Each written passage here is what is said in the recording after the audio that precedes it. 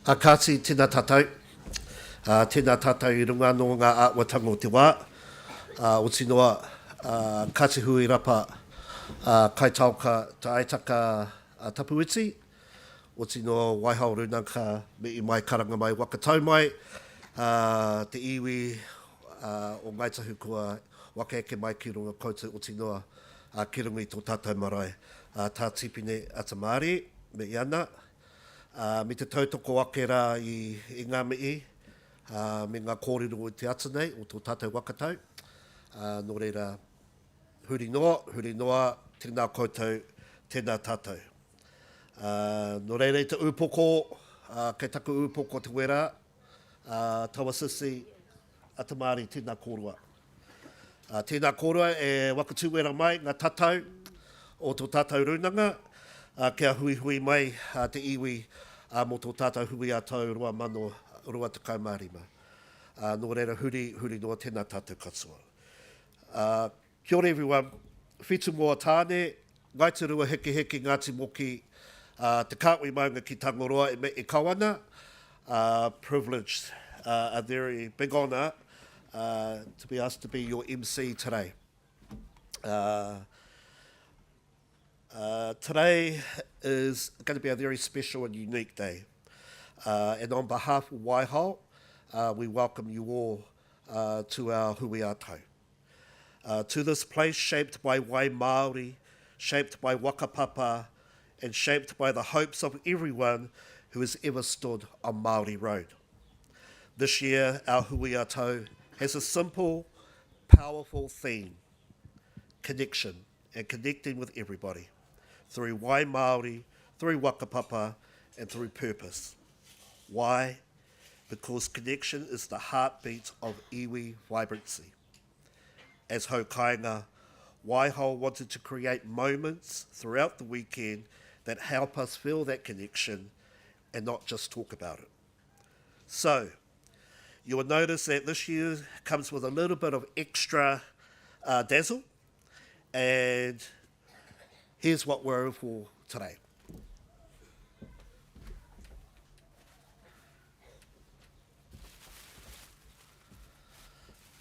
The trophy.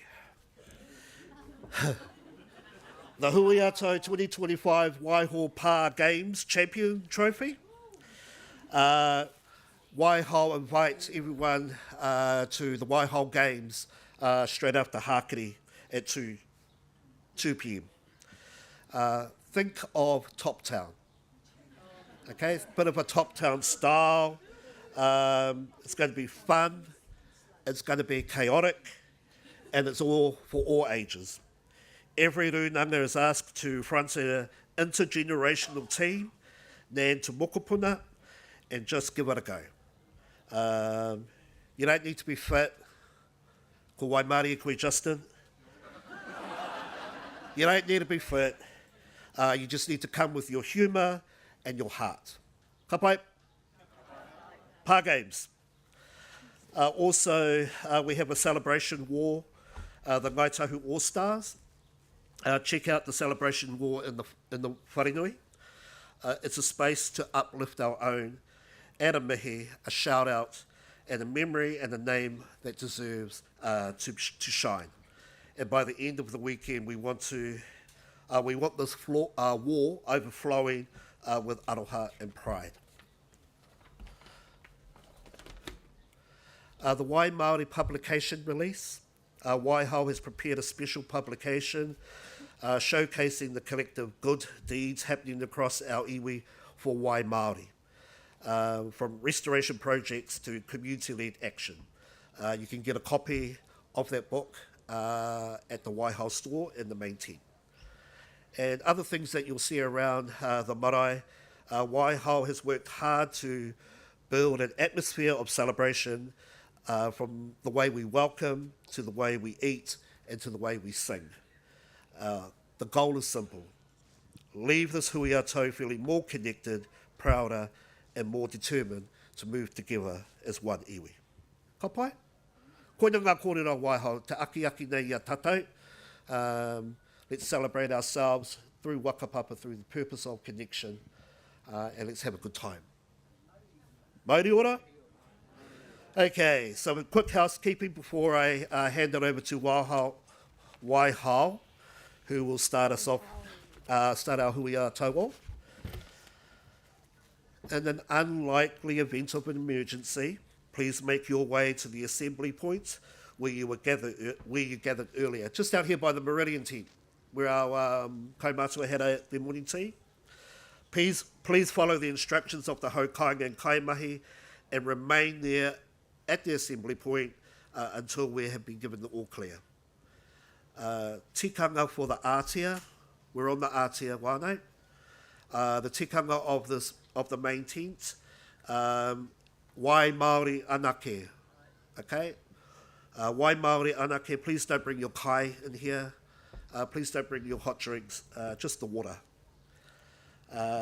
Also, you'll see across the motu recently, measles have been circulating across the motu, so please practice proper hygiene.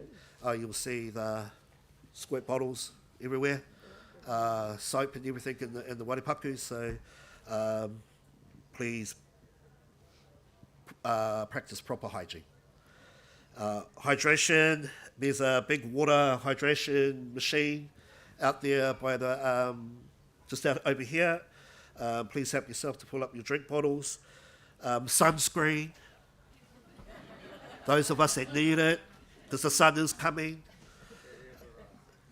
Kei te haramai tā, kei te haramai. There are some sunscreen stations around the marae. If you need medical support at any time, we have the ambulance people just over here.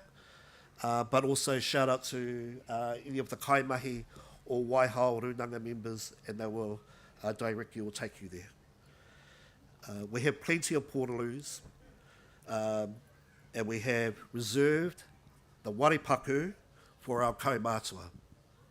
Ka pai? Ka pai?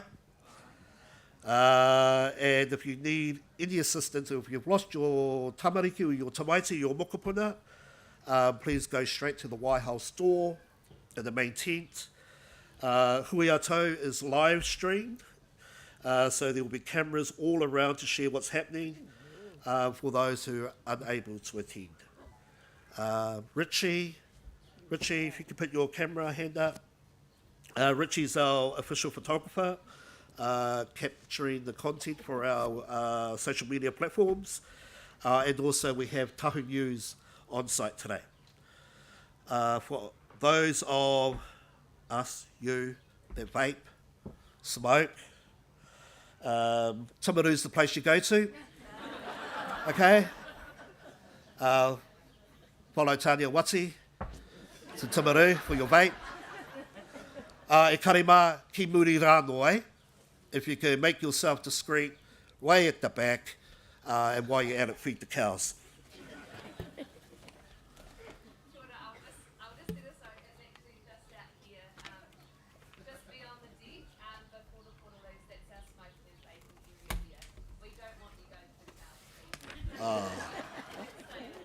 Well, we're thinking of you, DK Dub.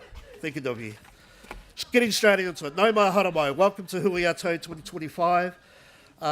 Today, Waihao Rūnanga will open us and give a presentation around what they've been doing here at home. And then straight after that, we'll get into report back. We'll hear from our table, our leaders from both the office and holdings. And then immediately after that, we're going straight into a panel discussion with Ngāi Tahu Holding Corp. And then we're going to go into open forum. We're aiming for a 1 o'clock hakari. Ka pai, I have been renowned to keep the time. It is 20 to 10. But let's have a beautiful day. Kaumātua, if you feel that our paua and our tawa, if you feel that you're getting a little bit hoha in here, there is, in the warikai there's cup of tea, nice comfortable couches, and it's been live streamed, so you won't miss any of the kōrero. Nō reira, uri nō, tēnā koutou, and I'm now handing it over to the chair of Waihao Rūnanga, Tārea.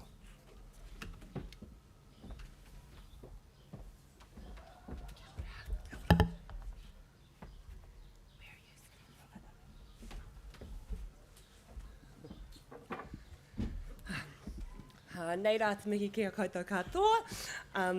I have been given 5 minutes to summarise almost 25 years of mahi since the last time that iwi gathered here, so luckily I'm caffeinated and medicated this morning. Kia ora. As Waihao, we see ourselves first and foremost as connectors. Our histories, our whakapapa, and the why that runs through our rohe have always connected people, generations meeting, weaving, learning and strengthening one another. So today, in that same spirit of connection, we want to open our kōrero with 3 simple aspirations. To celebrate who we are as a people. We're not very good at celebrating, we're pretty good at fighting, but today is about celebrating us. To connect deeply with one another, and then also to strengthen our tribal movement for generations to come. This morning we ground ourselves in those intentions, just as we gathered here at Waihao in 1999 to celebrate, debate and connect with the first Hui-ā-Tau, I think, held on Marae post-settlement. You can watch some of that archival footage in our wharenui, and we can also judge everybody's 90s fashion or take inspiration from it.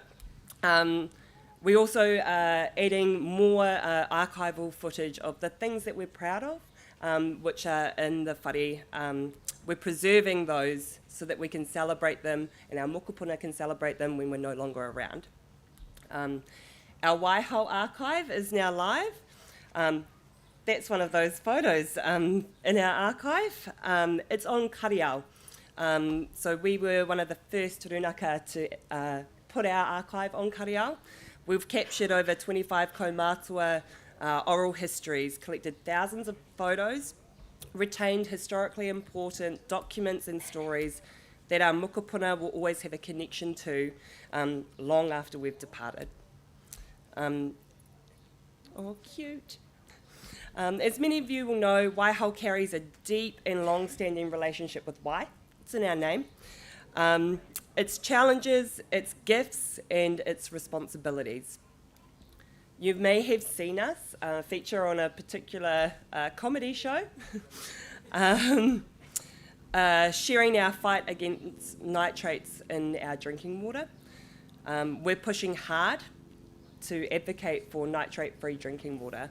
And that is with Environment Canterbury and Waimati District Council.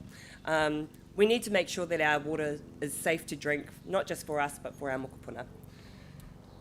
The result, ECAN, and I know that there's a few councillors here potentially today, have declared a nitrate emergency, which means that they are focusing on nitrate monitoring and reduction.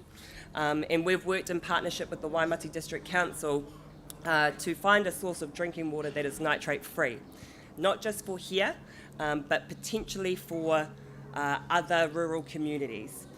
That means that what we do matters, and what we can achieve when we put our mind to it is limitless. As our koha to the iwi, as Whitu mentioned, we've created a freshwater publication that celebrates the many ways kaitahu whānui contribute to healthy living waterways across the takiwā. This publication gathers stories from Papatipu Rūnaka, from whānau, from the organisations that carry our mandate. Stories of restoration, protection, advocacy, traditional knowledge, and everyday acts of kaitiakitaka. We offer it to you not as a technical report. Every Papatipu is featured, so please. We offer it to you not as a technical report, but as a celebration, a reminder that no matter where we stand in the takiwā, we're united by Wai, by whakapapa, and by the desire to make our patch in the world a better place. And since connection is at the heart of today's kōrero, we're thrilled to share that we have purchased back our pā site, one of our pā. So Te Āti-Atua, just down the road, connected 200 of our tupuna to whenua and Wai that sustains generations. As Te Puna Tarakau and the Waihao Awa converge at Te Āti-Atua, so do we today. It's a moment of immense pride and joy for Waihao, not simply because of the land itself, but because of what it represents. Returning the threads of whakapapa to their rightful home, strengthening the foundations from which our future generations will stand tall.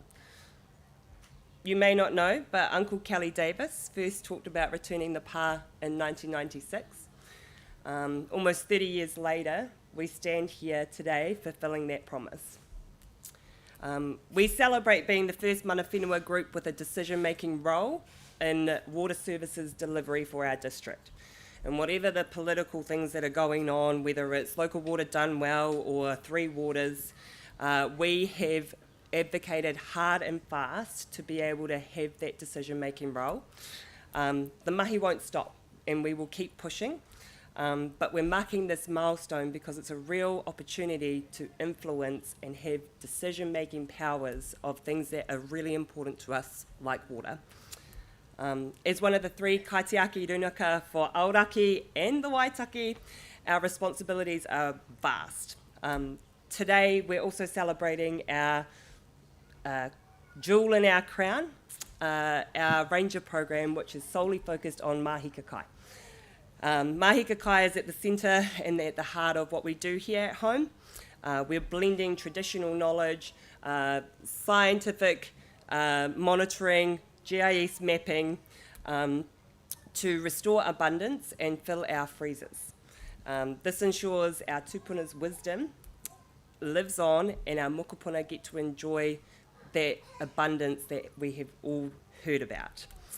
As we look ahead to the kōrero that follows, we want to acknowledge the guiding presence of Waiariki o Ao and Tapuiti, the wahine whose legacies anchor so much of our identity, resilience and spirit here at Waihao. Ko se haos kai te aitaka Tapuiti. Just saying, we might be a little bit of a matriarchal marae, so listen to your aunties. Today's intergenerational panel is framed in honour of them, a reflection of the strength of our wahine and the knowledge that is carried forward in those lines. You'll hear from our rakatahi, posing pātai to our panel of kaumātua, a living expression of that whakapapa, of courage, of aroha, and of the ties that bind us together. So with that whānau mā, let's move into a conversation that spans generations, honours our past, and looks boldly to our future. I now hand over to our rakatahi panel. Be brave, whānau mā, because there will be challenging pātai. Kia ora, and what better place to do that than right here. Kia ora rā.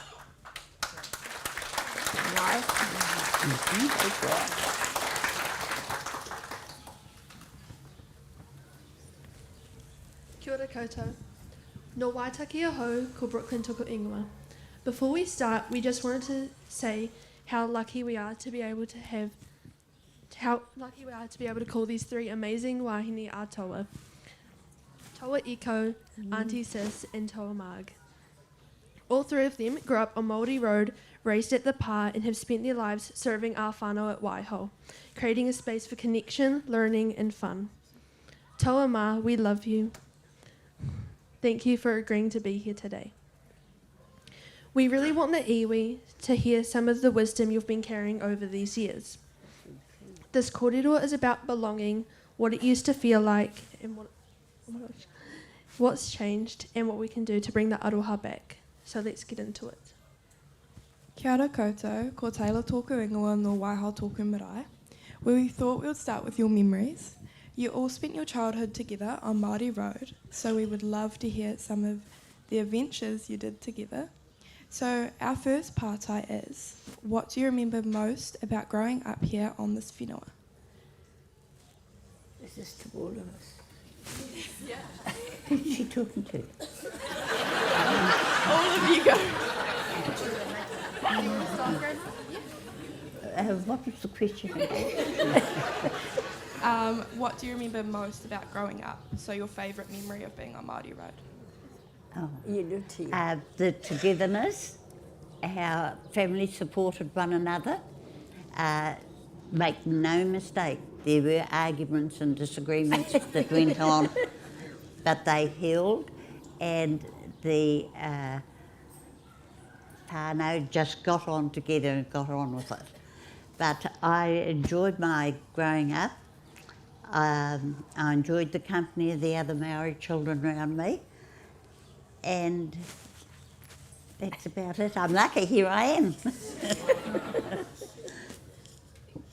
Auntie Sis, do you have a favourite memory? Sorry? Do you have a Favourite memory? Tēnā koutou katoa. Lovely to see all the people. Good, Auntie.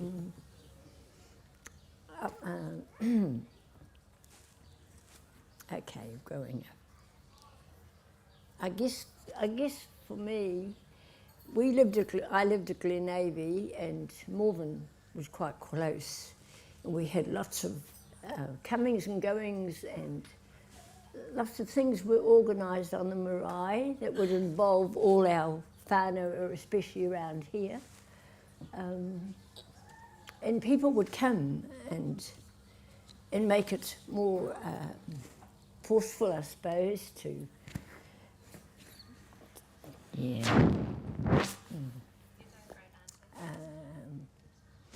I myself have always enjoyed being here, and when we were young and running around as children, we were always here with our parents. They always brought us, and so we started to learn at an early age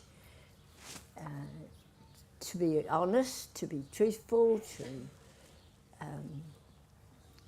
when you're spoken to answer. Yeah, all those things that we needed in life to was important. Our elders were wonderful people. I think back today and how they taught us. I can never remember any anger over here on this marae. People spoke to one another. The children were well looked after. Yes. Awesome. They made sure that we were enjoying ourselves, and even with sorry, all the ums. And when people came and visited, we all knew we had to behave when we were younger, which we did. I don't remember getting a telling off. It was always a thank you. So, and that has continued right through up until my days now, and I'm in the 90s now. So, and I still love coming back here. It draws you back to see how the place is going, how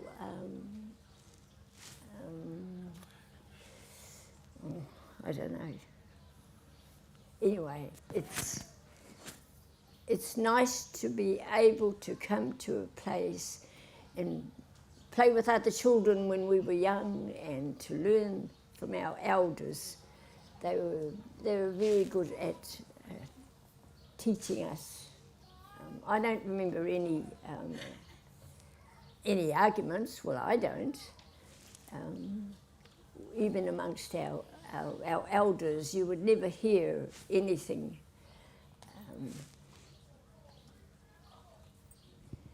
Whatever they said loud, but they meant it. And it was always the truth. So we knew when we were young. We had to behave. We had to be kind to one another, and especially and love one another. Visiting the people that used to live here was lovely, because the Maori Road was lovely having all the families there. Everybody worked together. no, it's been a terrific journey for me anyway, as growing up between here and Glenavy. Yeah. Awesome, thank you for that. I have one more partai. So obviously out the marquee we have the hall. Do you guys have a favourite memory from when the hall was being built? I heard of dances and hui discussing tikanga around the place.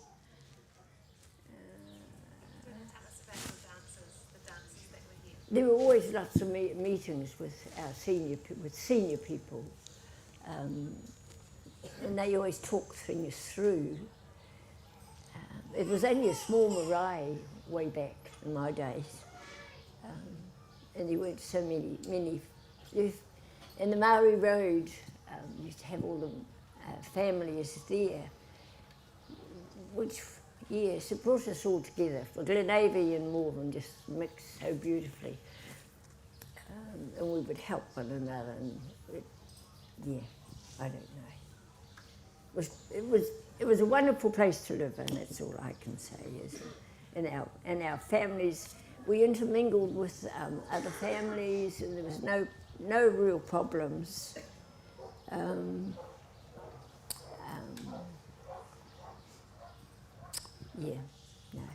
Awesome. Thank you for that. So thank you to Ma for sharing those memories. We greatly appreciate it. I'm going to head over to Brooklyn for... Okay, so hearing all of that, it really makes us realise how different things feel today. We've grown up hearing stories about how everyone used to just get along, and we've heard about the daru, but we've also heard that you are all still close. One whānau working together to build a community in a place people wanted to be together. So our question is, why do you think things changed? How did we go from that joy and closeness to something a bit meaner at times? Grandma, do you want to start this time? You Maggie. Oh, could you repeat the question, just the last bit? Why do you think things have changed from when you were younger to now? Mainly because Maori and Pākehā have become more equal. We were definitely not treated as equal very early. Things have developed over the years to where it is today, and thank goodness it has. Ngā mihi, thank you for your honesty. Taylor, do you want to finish it off? Yeah. For our last partai, we want to look forward. We are the next generation, and we are so grateful to carry the fun memories and the whānau together. We want to carry this on into the next generation, and so we want to know, how do we bring that aroha back? How do you think we carry on the connection that you guys had? Who are you asking? Auntie Iko? You? Auntie Iko? Auntie Iko. I think they would How do we? I can't hear. Good girl.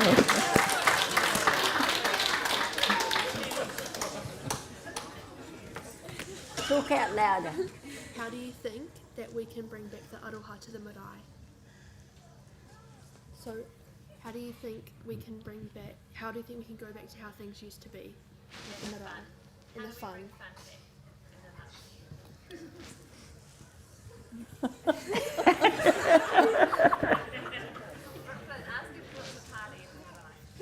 Do you want a party at the marae? I don't know about that.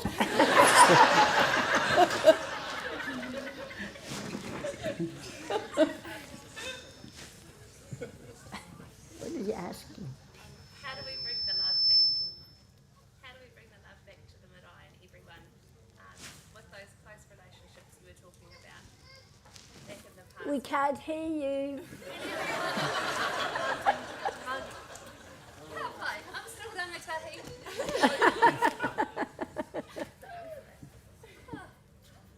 Kia ora. We can tell this is completely unscripted. So we were just wanting to know, so back in the day you were talking about we were really close, and the whānau got on together, and if there was a raru, you were able to move past it and heal with kindness and things. And we were wanting to highlight that in recent times there has been some tensions and things, and maybe it's not just here. Koutou mā, this is not us airing our dirty laundry. This is happening across Marae, you know, in Aotearoa. Comms are going. In Aotearoa, and so we're wanting to talk to our kaumātua and see how do we get back to that time when we were all different whānau still back then, but we were still close. So that's what we're asking our kaumātua today. What do you think we could do? Is there a missing ingredient to how we can get back to when we were really close with one another? I think you've already started that. And gradually, it's gradually, it's getting better and better and better, and I don't think we can get much better. Because it's beautiful being here, and it's beautiful being seeing all our people together. I think having more things on the marae might be a good idea for the younger ones coming through. Anyway, Mara, your turn. Yeah, Grandma, can you think of what were the things that made it work back in the day? How did you keep so close? How did the whānau keep so close? Well, people really got on together. Mainly, nobody had anything much, you know. We were basic. All on a level. Yes, we were all on a level, and I don't know. You were It's saying hard to before about how you were saying nobody had much, and you were a bit hard off, and so you worked really hard together, and everyone pitched in. We did have a little chat just before this, just to think about things, and you talked about how everyone just pitched in and made it work. Yes, we did have a couple that started discontent a bit, both relations of mine. That's nice opening up. But we got over those and overcame them, and probably those things taught us to be better. Yeah. Yeah. Lovely. But I thoroughly enjoyed them. Ka pai, I did thank too. you. Thanks, Grandma. Auntie Echo. You say what you want. Auntie Echo, can you think of when we were really close at the marae, maybe when you were a teenager or a young adult, and what were the things? How did you stay so close with the people at the marae? Well, from where I'm sitting, I can't hear a word, so...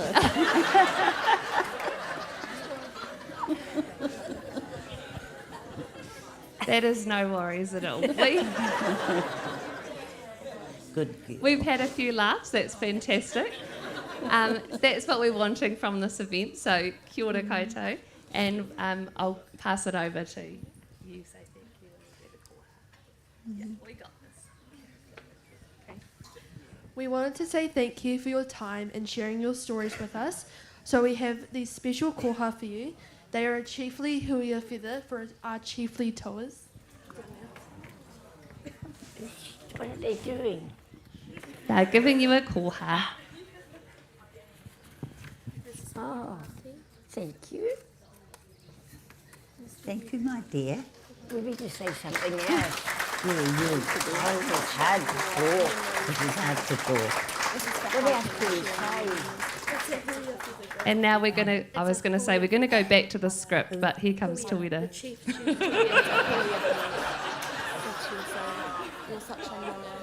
What is it? Oh, look. Okay, thank you.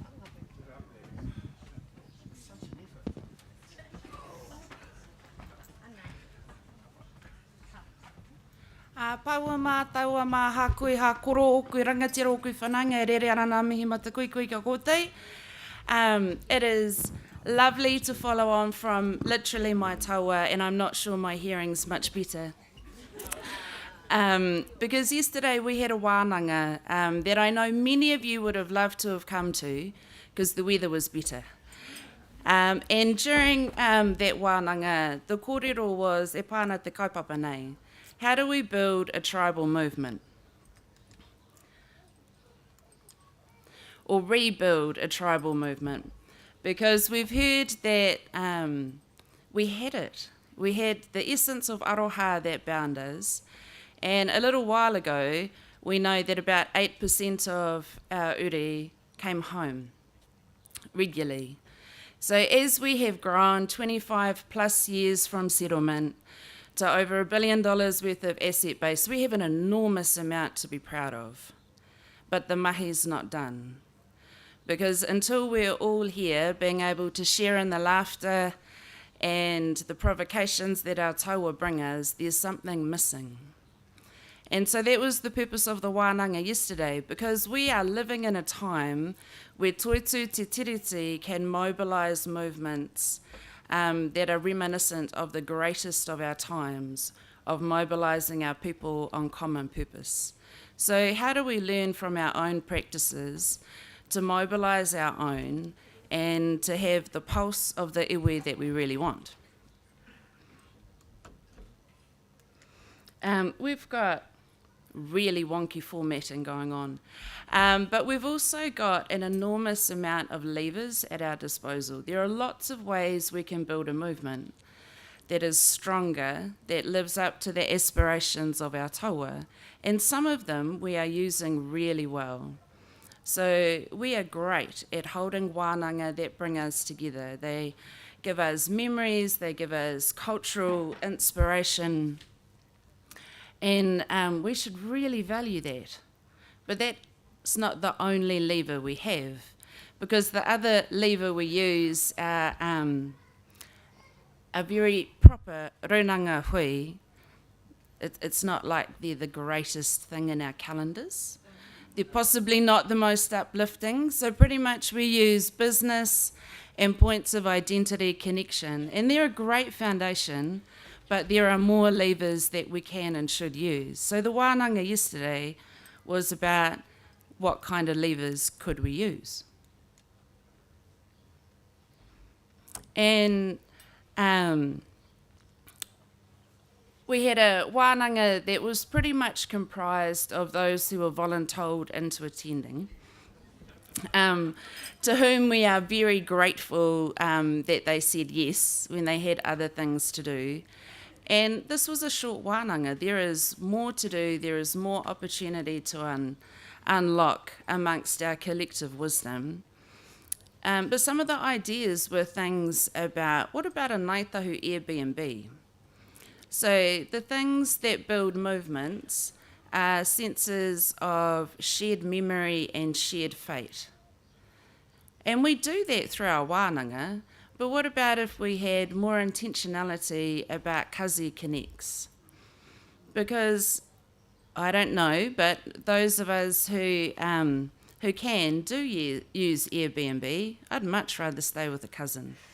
And that's a business model that's never going to give the return that NTHC needs, but it is a kind of way to use business levers to contribute to tribal belonging. What about a little bit more playfulness? Because we're really good at being serious and intense. Ninja level. What about some fun? We have all grown up with the stories about the dancers in the hall. Why don't we have a Ngāi Tahu music festival? Or, or do more with our nohoanga than mow them regularly, and put on some mobile facilities so that we're not breaking the rules, but we actually want to stay there with our cousins. Or big mihi to Kelly and crew for punch up at the pā, using our hakinakina in a way that brings joy and connection. What about marae? To all those who have health and safety concerns, just park them for a minute. What about marae with swimming pools? not just for our rangatahi, but also for our kaimātua to be able to do exercise together, because there's nothing more bonding than being with your relations in lycra. What about more intentionality about just bringing people together?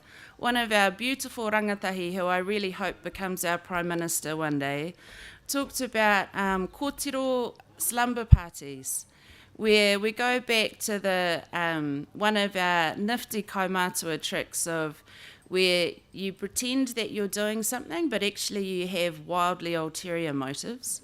So slumber parties where the kaupapa is about connecting and the silent agenda is about lifting our mana wahinetanga. We've got lots of these levers that we can use if we give ourselves permission to step more into how do we bring back an intentionality to memory building that that our taua have just talked about the preciousness of.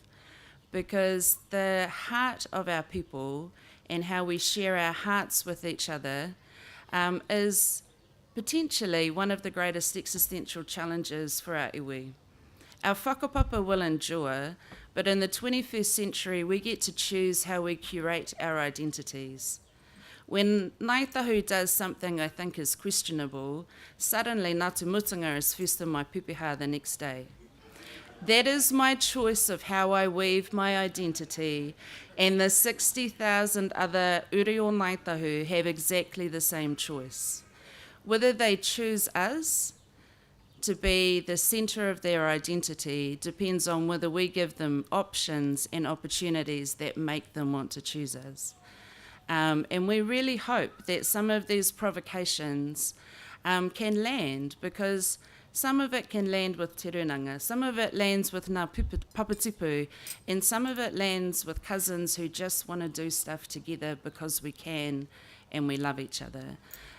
So there is no one entity responsible for realising this potential. It is all of us Ngāi Tātou. So with that, ka nui mihi aroha ki o koutou. Even if the weather does not shine on us, I hope the love amongst us does. Tēnā rā koutou.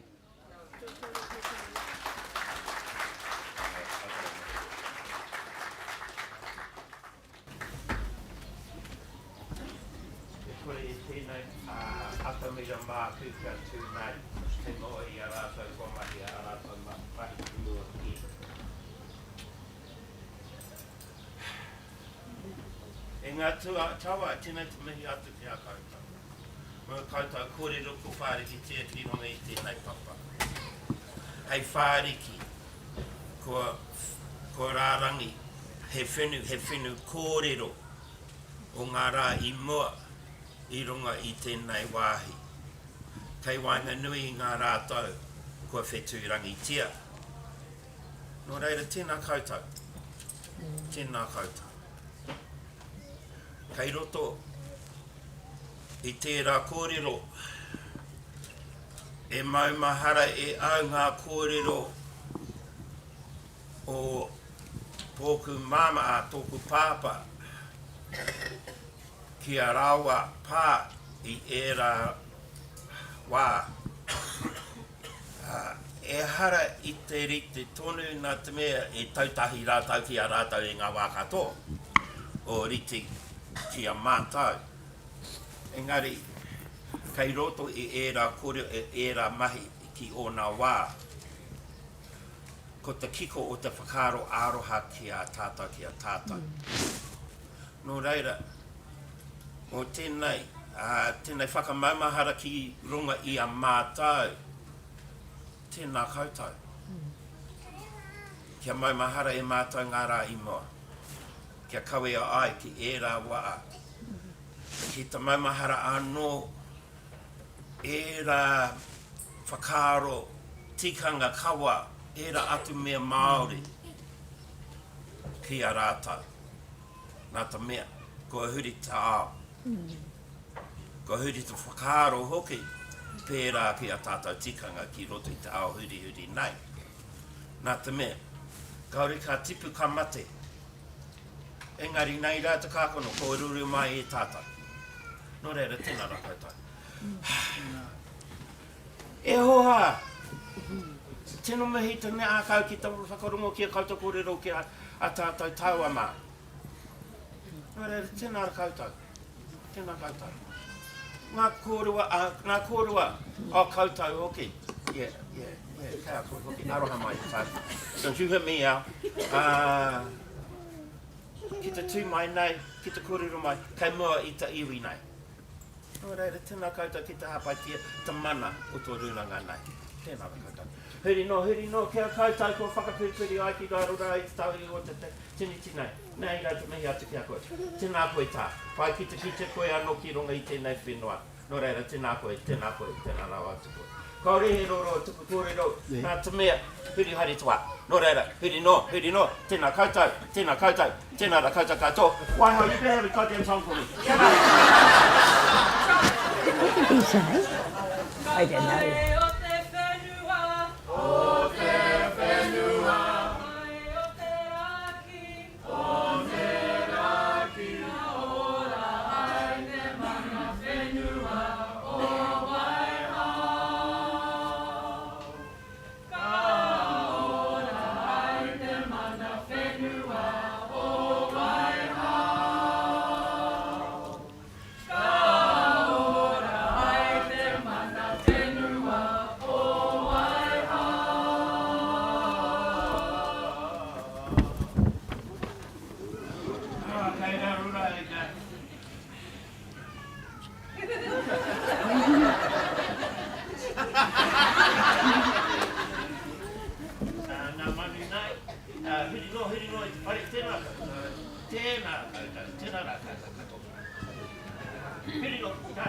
Tēnā tātou, homai anō te aroha ki Waihao me ana ki koutou.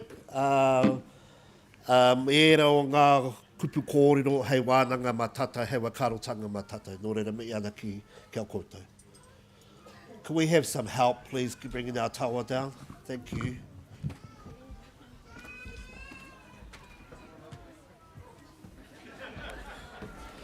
Ia tātou wakaretiriti ana I te ata mira, just a couple of more pānui. Free sausage sizzle outside if you're peckish, if you're hungry. Just out there by the main store. Please go and help yourself again. The Kaumātua chill out zone. If you're getting a little bit hoha, please go and make yourself comfortable in the warikai. In the hall, there is an archives display. So while you're here, please take a moment to wander through the archives in the Warinui. There are stories, photos and taonga that remind us of how far we've come and how deep our roots run. Go and have a look. It's all part of the bigger picture of the kaupapa. Again, encourage you all to participate and contribute to the celebration war.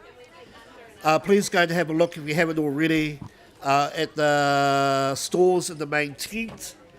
And throughout the day, there is going to be some tamariki rangatahi activities. Those will be held just in front, out here in the main field, in front of the main tent. Okay. So if you can take that couch off down there then.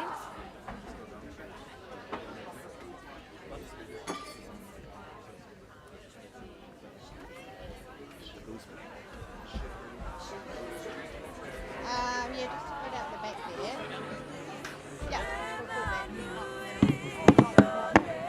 Arowhenua whānau services are offering immunisations for shingles and measles. If you haven't had your EMS yet, please go to the Arowhenua whānau services just at the back here.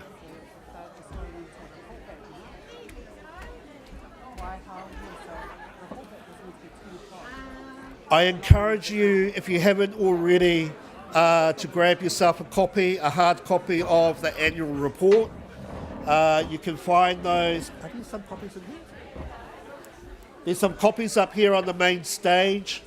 Kai Mahi will start walking around to hand those out.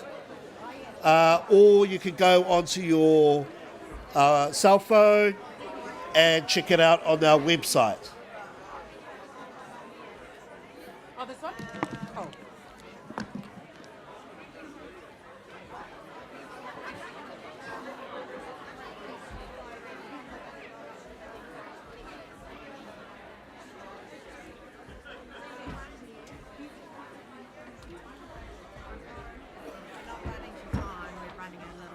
It's all right because I'll make it up at home.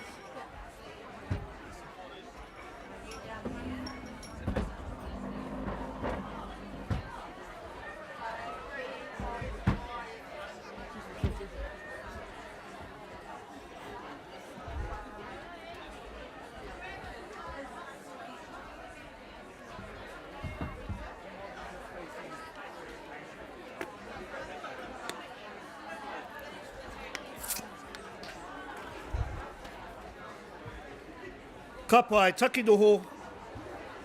Hara mai ki te noho.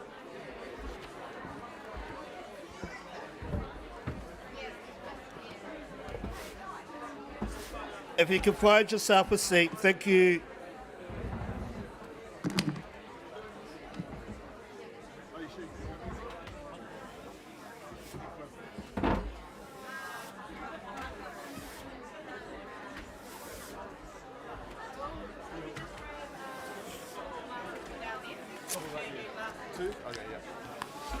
And then we're done.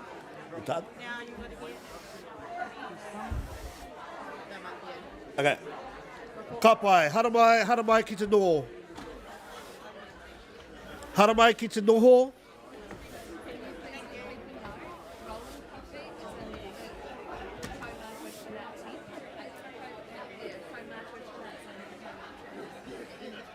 Yeah. Yep, we're all good. Ka pai, hara mai ki te noho. Can I please have on stage? Te Rūnanga o Ngāi Tahu kai wakahaere. Te Rūnanga o Ngāi Tahu Chief Executive Officer. And the Ngāi Tahu Holding Board Chair. Justin Ben Warwick.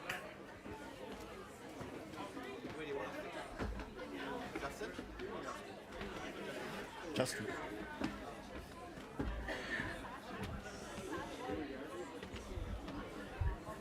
Kia ora mai tātai, taki noho mai.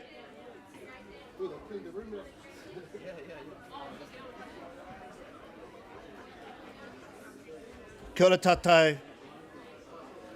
What we're encouraging is connection and having catch-ups with your cousins, but there's a beautiful tent over there to do that.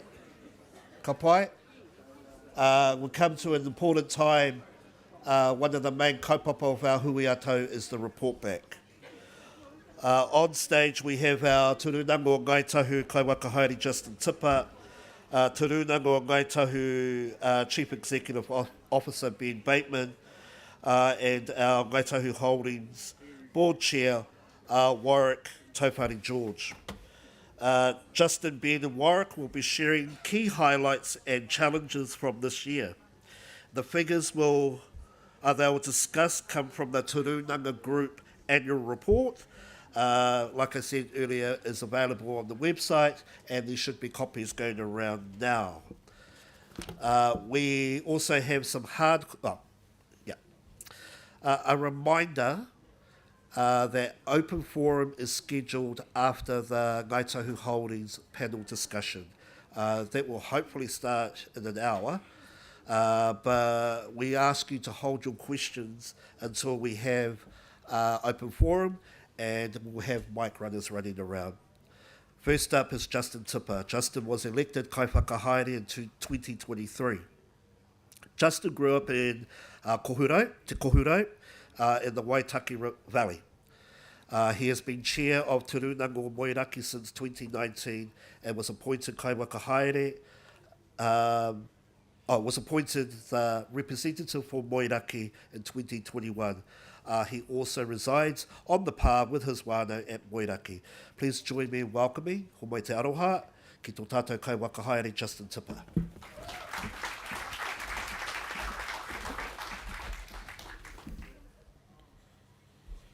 Waihao tangata, waihao rangatira, aha koa nui ngā mihi a te wera ki a koutou, tēnei te tō wai i ngā mihi. A tēnā koutou, i tā koutou manaaki nei, tā tātou kaupapa i tēnei wikene, a ka nui te mihi. E paua mai, taua mā, koutou ngā mana, ngā reo, ngā ringa, ngā wai o te iwi, kai tahu whānui tēnā koutou. It's hard to believe it's the end of November and the Christmas break is just around the corner. It's been a huge year. There's a lot going on internally for us as Ngāi Tahu and externally for our nation and in the world. Volatility in global politics is causing market uncertainty, and that has downstream effects for us here in New Zealand. The cost of living remains high, and our economy is still lagging behind others. Times are tough for many of our people and for our communities. On top of that, we've got a government who are actively dismantling the statutory frameworks, including treaty settlements that provide for and protect the rights of te iwi Māori in our nation. With all of this that's going on, it's more important than ever that the institutional infrastructure of the iwi, our Papatipu Rūnanga and Marae, the office, Ngāi Tahu Holdings, is match fit, able to withstand the challenges the world is throwing at us and committed to serving Ngāi Tahu whānui.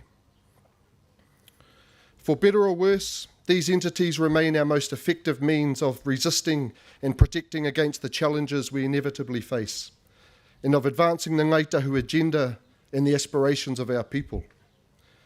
And this comes down to a simple truth, a truth that has been handed down to us by our tūpuna, and perhaps most effectively expressed in the modern era by our pāpā tā tipene. Quote, "Rangatiratanga without capital is like having an army without weapons," end quote. If we do not have resources at our disposal, resources that we control, direct and administer, we cannot exercise our rangatiratanga as a tangible and effective force in this world. We should not shy away from that fact. We cannot afford to be easy to ignore, because we are seeing this with this government, kua peitahia ke ngā taringa. We must have resources at our disposal, whether for tribal administration and archiving, grants for our people, reo kaupapa, marae funding, upholding our rangatiratanga in law and policy, political engagement, environmental protection and restoration, litigation, whatever else. It all requires resources. The simple truth is a big reason why I've pursued the path that I have, a path that has led me to become chair of Te Rūnanga o Moeraki and now chair of Te Rūnanga o Ngāi Tahu. I believe in the need for a strong centre, and equally, I believe in the need for strong rūnanga.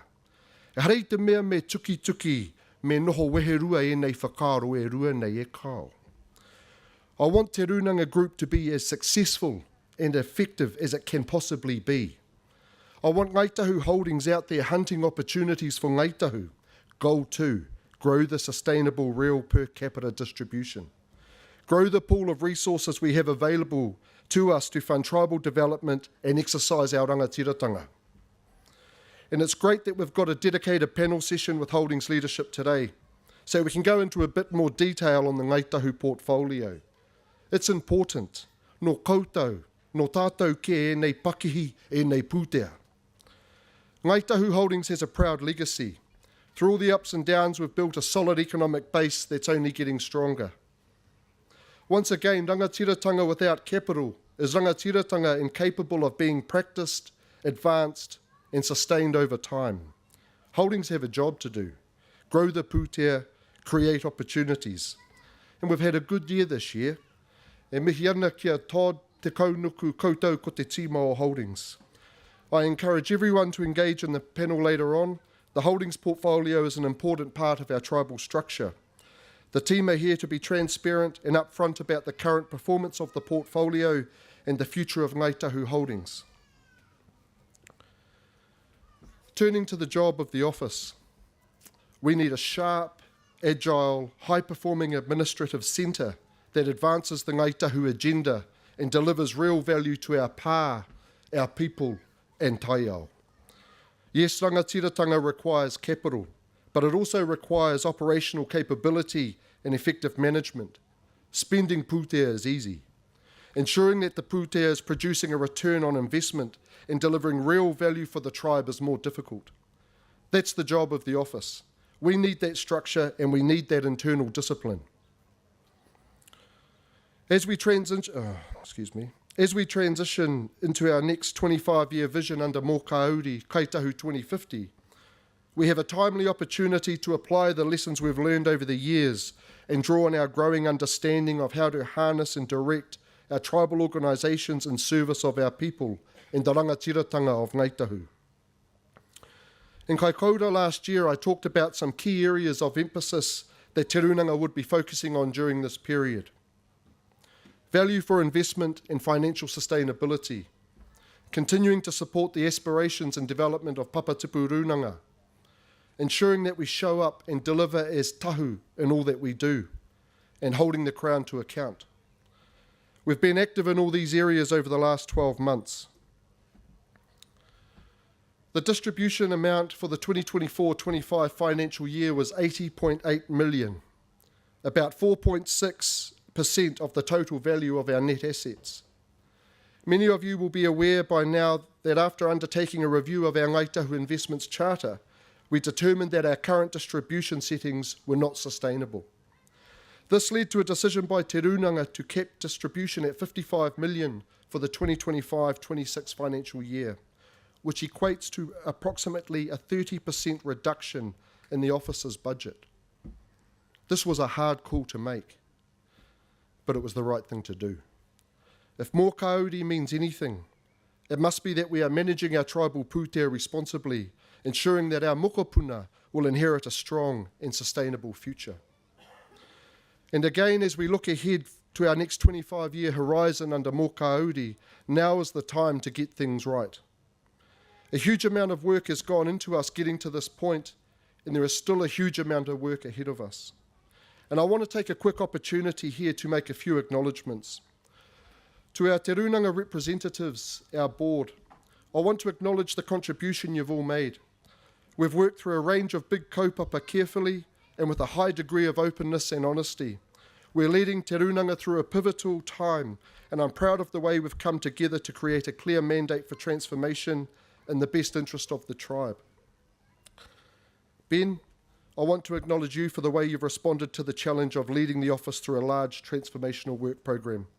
We've created the mandate for transformation, and we're putting our trust in you to wield that mandate to deliver what's required.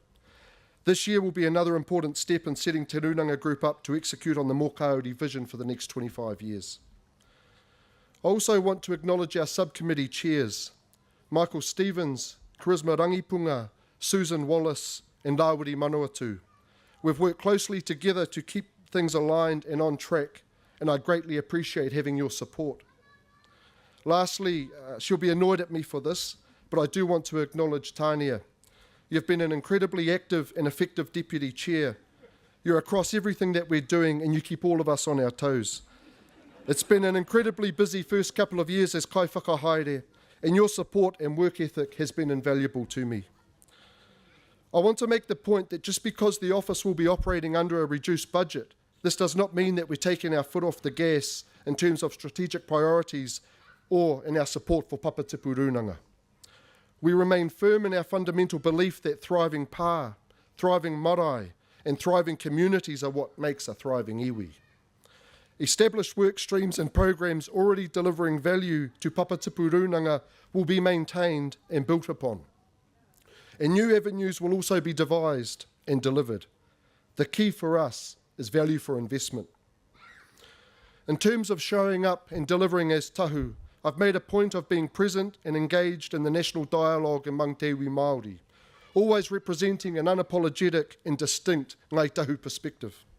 Whether it's been hosting the motu at Te Pūnui Otoka in October last year, taking part in hikoi, joining international Māori economic delegations, paying respects at Takiaue, attending other significant events in the Māori calendar pēnei te Koroneihana, or attending our own tribal kaupapa in the Takiwā, it's been important to me to represent our people and be an engaged presence in matters affecting Ngāi Tahu and te iwi Māori whānui tonu.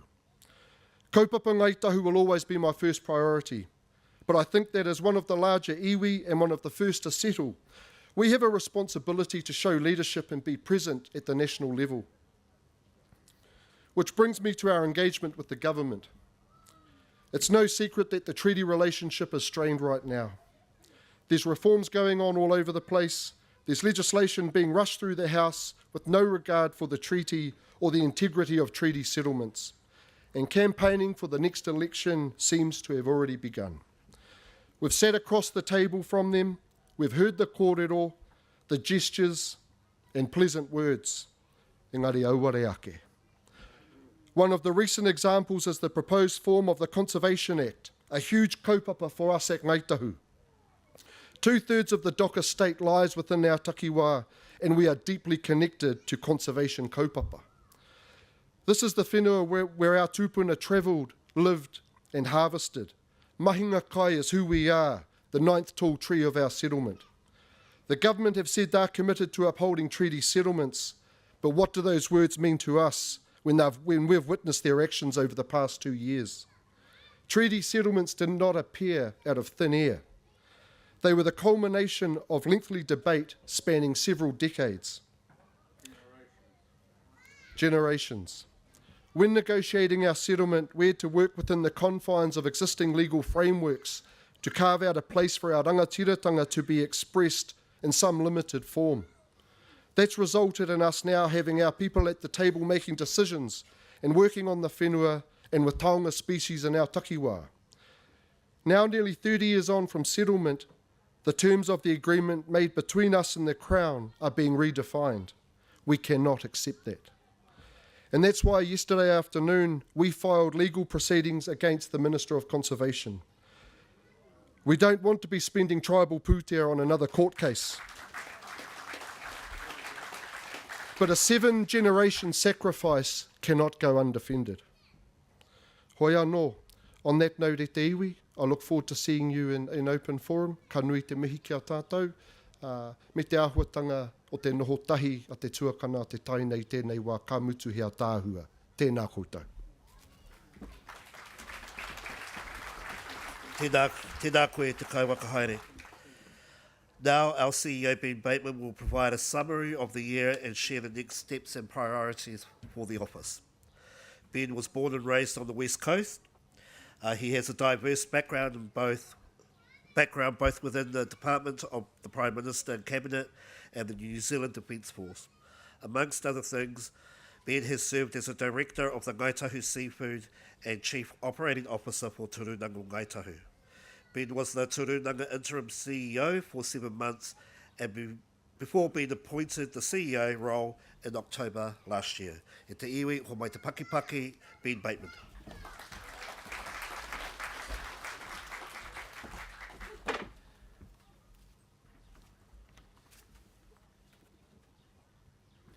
Ka te hui rapa, kai tauka, te aitaka a tapu iti. Waihao Rūnanga, mihi mai, rāhere mai, i te iwi whānui, kua whakeeke ki runga i a tātou marae. Ka nui te mihi ki a koutou. I te iwi, kai ngā mana o Ngāi Tahu, tēnā koutou, atamari e ki a tātou.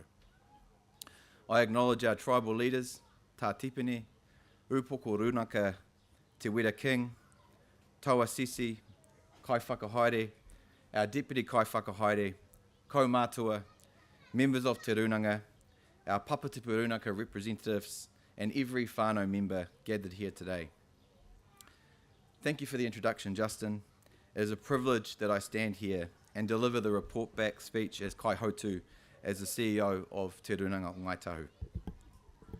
Reflecting on the year that has been, there is a strong theme of intergenerational accountability. Our Kai Whakahaere referred to the importance of institutional infrastructure of our iwi and making sure that we are match fit to advance the Ngāi Tahu agenda and the aspirations of our people. As Justin said, it has been a huge year, and I want to share with you what we've been doing at an executive leadership level at this pivotal time for our iwi. In November last year, in Kaikoura, Mōka Uri Kai Tahu 2050 was launched. an intergenerational 25-year iwi vision articulating our Tahu future. It's a statement of who we are, where we are heading, and what we believe our mokopuna deserve from us.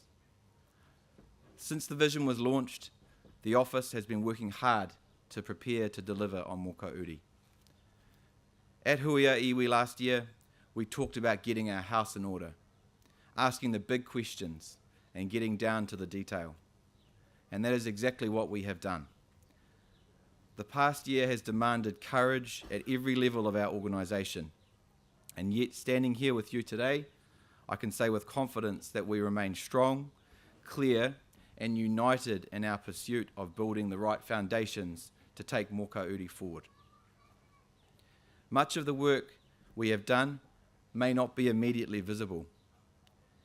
It has been work beneath the ground line, the kind only seen when the scaffolding goes up and the walls begin to rise. This has been a year of deep, deliberate action, a year of choosing long-term strength over short-term comfort, a year of ensuring we are ready, getting our house in order to deliver on Mokauri. We began the year facing a stark reality. Without decisive action, we could not guarantee the long-term financial resilience required to sustain our aspirations for the next generation. If we would uphold the legacy of our tipuna and protect the prosperity they had fought so hard to secure, we had to act. Our governors held true to their intergenerational duty and directed us to act on that promise. And so we did something very difficult, but very necessary. We made tough structural decisions early, and we based them on a value for investment assessment of all of our operations across the office. We focused on outcomes. We rationalised programs. We recalibrated our operating model. We examined every part of the organisation to ensure we were focused on impact, value, and alignment with our purpose. These decisions affected people and programs that we care about. They had ripple effects across our takiwā, but they were made because our role, our responsibility, is to protect the future. It is not merely to manage this present. Through this work, we restored financial sustainability. We are also continuing our work on the Investments Charter Review, ensuring the intergenerational accountability reflected in our mahi this year is systemised and enduring into the future. This work means that when we come to build a Mokauri future, we are starting on solid ground. We also undertook Whiria Tamuka, a kaimahi-led engagement process. This wasn't a survey, it was an honest mirror. It told us who we are as an organisation today and who we need to be to deliver our intergenerational vision. That kōrero will inform our systems, our communications, our capability uplift, and the cultural foundations required to make Mokauri live in the everyday experience of our organisations. And while all of this was happening, we were navigating a shifting political landscape, as you heard from Justin. We have not wavered from holding the Crown to account during one of the most challenging periods of iwi relations in recent years. Through it all, we held firm to a simple truth. Ngāi Tahu determines Ngāi Tahu's future. Our rangatiratanga is not conditional, it is inherited, and it is our responsibility to exercise it wisely in our thought leadership for ourselves within our takiwā, and as Justin said, our role in wider New Zealand and global society. We set our own agenda. Our vision is Mokauri Kaitahu 2050. Mokauri is built from whānau voice, Rūnanga wisdom, some of which you've heard today, and tribal leadership. It is a declaration of what matters most to us. Tūturu te noho, tūturu te hono, tūturu ake nei. Mokauri is not a vision for the office, or holdings, or Toronto alone. It is a vision for all of us. One iwi, one direction, one future. And after a year of working closely with governance on the strategy development, we are ready to move from planning to doing. Throughout this, our governance and executive leadership have stood shoulder to shoulder. Our alignment and our commitment for the office to be sharp, agile, and high-performing in advancing the Ngāi Tahu agenda and delivering real value to our pā, our people, and our taiao gives me confidence as we now shift from planning to delivery. But before we look forward, I do want to take a moment to honour someone whose role in our journey as a people cannot be understated, Mr. Yamada-san. Many in this room will know his legacy. For decades, he stood beside Kai Tahu when few others did. His support, grounded in deep respect for our identity and our rights, enabled our settlement efforts. His generosity strengthened the path that has led us here today, and iwi standing strong, setting an intergenerational vision of prosperity, well-being, and self-determination. We honour him not only for what he gave, but for what his partnership made possible. Confidence in ourselves, trust in our collective strength, and belief that Kai Tahu should shape our own destiny. His legacy lives on in every whānau lifted up by settlement, every opportunity enabled by our economic base, and every voice speaking proudly as Kai Tahu. Kia koe e te rangatira, moi mai rā. And we have a wee booklet, a wee memento that the Kaimahi will give out to some of our kaumātua. Tā Tipene has had a really deep hand in putting this together. So those are going around now as well. As we look ahead, our task for the coming year is both clear and ambitious. We now drop down a level from vision into operationalisation. This is where the real work begins. Purpose, impact, systems, capability, culture. These are not glamorous words, but they are the backbone of organisational transformation. They determine whether a vision lives or dies, ensuring real change will be felt in our homes, our marae, and our communities. We are designing an organisation that is fit for purpose, one that moves as one system, not many parts, one that reflects the strength of our ahi kā, the authority of our rūnaka, and the aspirations of our whānau. One that acts with discipline and serves our people and the rangatiratanga of Ngāi Tahu for generations to come. You can expect to see visible progress this year, action tied to vision, value for investment, clearer alignment across the group, and most importantly, you can expect a shift in pace, from preparing the foundations to putting up the framing, to seeing the shape of the next 25 years of our tribal future take form. And throughout this, our commitment to you, our whānau, is simple. We will think as a system. Thriving pā, thriving marae, and thriving communities are what makes a thriving iwi. We will stay focused on impact, and we will keep our eyes firmly fixed on the horizon we are building toward.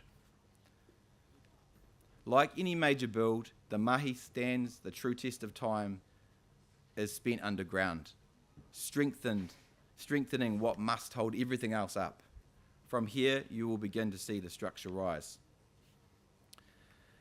It's not to say the path ahead will be smooth, because it won't be. We are an iwi, and it won't be a smooth path forward.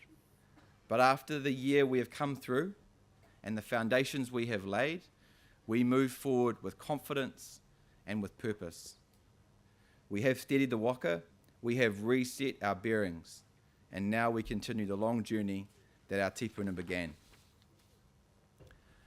Our tupuna showed us what it means to think beyond ourselves, to make decisions whose benefits they would never personally see, but whose value we live every day. And now it is our turn to carry that responsibility for our mokopuna. And so as we look ahead, we will continue our transformation with the quiet determination that has always defined our people. This is continuity. This is commitment.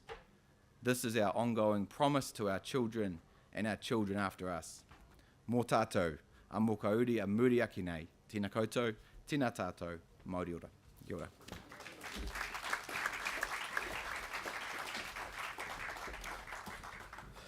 Kia ora, thank you, boss. Next, we'll hear from Ngāi Tahu Holdings Chair Warwick Tauwhare George. Warwick was appointed as Chair of the Ngāi Tahu Holdings Board in December 2024, having previously held roles on the boards of Ngāi Tahu Farming and Ngāi Tahu Seafood. Warwick's leadership and governance experience spans a wide range of industry sectors, including primary industries, infrastructure, property development, construction, tourism and funds investment. E te iwi, ho mai te aroha, te paki mai, Warwick Tauwhare George.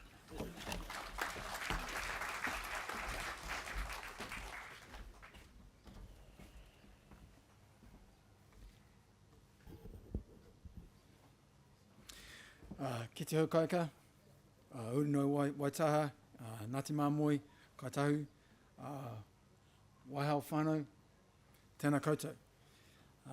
Ko Warwick Tauwhare George ahau, he urino tainui ko Ngāti Hikaru te iwi, ko urino hoki no Kai Tahu, ko Ngāti Waiwai, ko Ngāti Whiki, ngai te mihi, oka whanauka, kia ora koutou katoa. Kia ora whānau. As you can probably tell, I'm slightly nervous. Kei te pai, it's my first gig here, so you're going to have to put up with me. And I do have a tendency to go off reservation, so kei te pai. Poor Marcus out there somewhere who's been trying to guide me is slightly worried about Warwick. Hey, kei te pai. Look, on behalf of Ngāi Tahu Holdings, I'm excited to present this report back presentation where we will unpack the annual report for 2025, reflect on the challenges we've faced in the year, and share the strategies that guide our mahi. But before we crack into it, into the corporate speak that I know that will excite many of you, but also send others of you lurching for your mobile phones, seeking some solace, I just really want to make some acknowledgements which are quite important for me. I want to acknowledge my brother here, Justin the Kaiwhakahaere, Tanya, Kaiwhakahaere Tuarua, the Te Rūnanga reps. Again, the privilege that's been honoured to me to actually be leading Ngāi Tahu Holdings. Thank you. My fellow Ngāi Tahu Holding board members, Fiona, John Hartley and JP or Jason Paris. It's their support and wisdom that keeps control of someone like Warwick and actually keeps us going forward. I'd also want to acknowledge Ben and his team in the office. Kei te pai, there's a whole lot of work going on, as some of you may know, behind the scenes to try and make sure that both holdings and the office are working closer together. We think that's really important. Of paramount importance to me and to the board, I want to acknowledge your amazing Ngāi Tahu Holdings Kaimahi, the ELT, the operation teams that sit behind it, and the excellent CEO that leads them, Todd Moyle, who's out the back somewhere hiding. Oh, Kei te pai, there he is in the corner. From my visits around the motu, it's clear your kaimahi take the immense pride in what they do, generating the putia and managing many of the businesses that sustain and grow our iwi. Lastly, and most importantly, I want to thank you all for making the effort to be here today and sharing some time with us. It's greatly appreciated, and thank you. The role of Ngāi Tahu Holdings is a privilege and a responsibility built on a long legacy that continues to shape our work to this day. It's a legacy of our rakatirataka, Tā Tipani O'Regan, who knows only too well. It was he who, alongside others, who led us to it as a landless people to ensure that titles, whenua and commercial assets in the years leading up to and following the settlement. As the first chair of Ngāi Tahu Holdings, his leadership laid the foundations for our mission to grow the putia for this generation and for the next. Mō tātou, moka uri, a muri aku nei. Earlier this year, we celebrated the legacy of one of those acquisitions with the 60th anniversary celebrations of Shot Over Jet. What began as a bold step into tourism initiated by Tātipani, and despite heavy opposition, is now one of our most successful ventures, with more than 150,000 manuhiri enjoying that experience. Since its acquisition, Shot Over Jet has been at the centre of our tourism portfolio, generating putia that we reinvest into our opportunities, contributing to annual distributions to the Ngāi Tahu Charitable Trust, which fund tribal programs and initiatives. Of course, this is just one of the many businesses within Ngāi Tahu Holdings. Today, 3 decades on from our settlement, our portfolio spans seafood, property, farming, tourism and investments, including our most recent investment, renewable energy.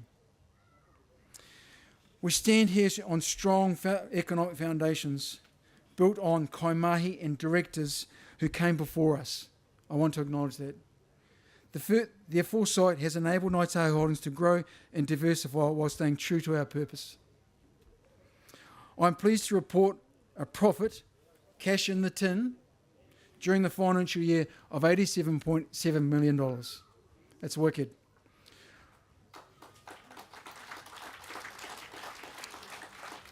With asset valuations stabilising after last year's dips. Our return on equity rose by 9.7% to 1.7 billion, and the total portfolio is valued at 2.11 million. These are strong results delivered during challenging economic times, including weakening market conditions. The impact of market conditions was most evident in the performance of Ngāi Tahu Seafood and the price of kōra. Despite the tough market, Ngāi Tahu Seafood met its budgets through careful cost management. While returns might matter, so does the environment which we operate in. This year, with the quality of tio declining, Ngāi Tahu Seafood, in consultation with Papa Te Rūnanga, decided not to catch tio. It's likely that they will make the same decision this coming year. Speaking of kai moana, I want to take a moment to recognise our whanaunga, Joseph Thomas, or JT, as we all know him, who recently finished as CEO at Ngāi Tahu Seafood after nearly 10 years at the helm. JT has shown outstanding leadership throughout his tenure. When he stepped into the role, there were significant challenges which he skillfully navigated. That's reflected in the consistently strong performance of Ngāi Tahu Seafood under his leadership, even through tough economic times and COVID. JT is deeply proud of his whakapapa te wharekuri and kaitahu, as he should be. We thank him for his impressive contribution and wish him every success as he takes on new challenges at Moana. And you can probably tell there, JT helped me write that. I love my brother, but he's a hard case. Turning back to this year's financial results, they were achieved against a backdrop of global disruption, record inflation, rising interest rates, geopolitical conflict, and shifting trade dynamics. Here in New Tirini, whānau are feeling the pinch of rising costs, while businesses are still contending with weaker consumer demand. While these results are encouraging, they follow several difficult years. That's why our annual report takes a broader, long-term view with the aim of providing you with greater transparency and context around the decisions and opportunities that have shaped the portfolio. As well as various charts that provide more data within the report, you'll find on a graph on page 39 that illustrates how the portfolio has evolved over 15 years. To me, that's an important graph to actually see and understand. It highlights the key moments such as strategic investments, partnerships, property developments, and major acquisitions like Fidelity Life, Hilton Haulage, and Sanford. Kei te pai, the Sanford share price is going crazy. Check it out. The trend shows steady growth from 2011, driven by falling interest rates and increased demand for residential property following the Canterbury earthquakes, before levelling off and dipping in recent years. Since 2019, the journey has been challenging, reflecting the impact of the pandemic on the tourism business and seafood business. We haven't always got it right. With every investment, it's never easy to admit to your mistakes. Oha Honey is an example of that. The decision to wind up Oha Honey in the previous financial year had a significant impact, It was a difficult and painful decision, but one we had to make. Looking ahead, and even with the best data and analytics, we know we won't always get it right. I say that heartfeltly. I am of absolute clarity. If we think we can beat the house, we are dreamers, because we can't. Our job at Ngāi Tahu Holdings, along with executive leadership, is to ensure investment decisions align with our values, strategy, resources and capability. All of this contributes to our role as key economic driver for Te Waipounamu.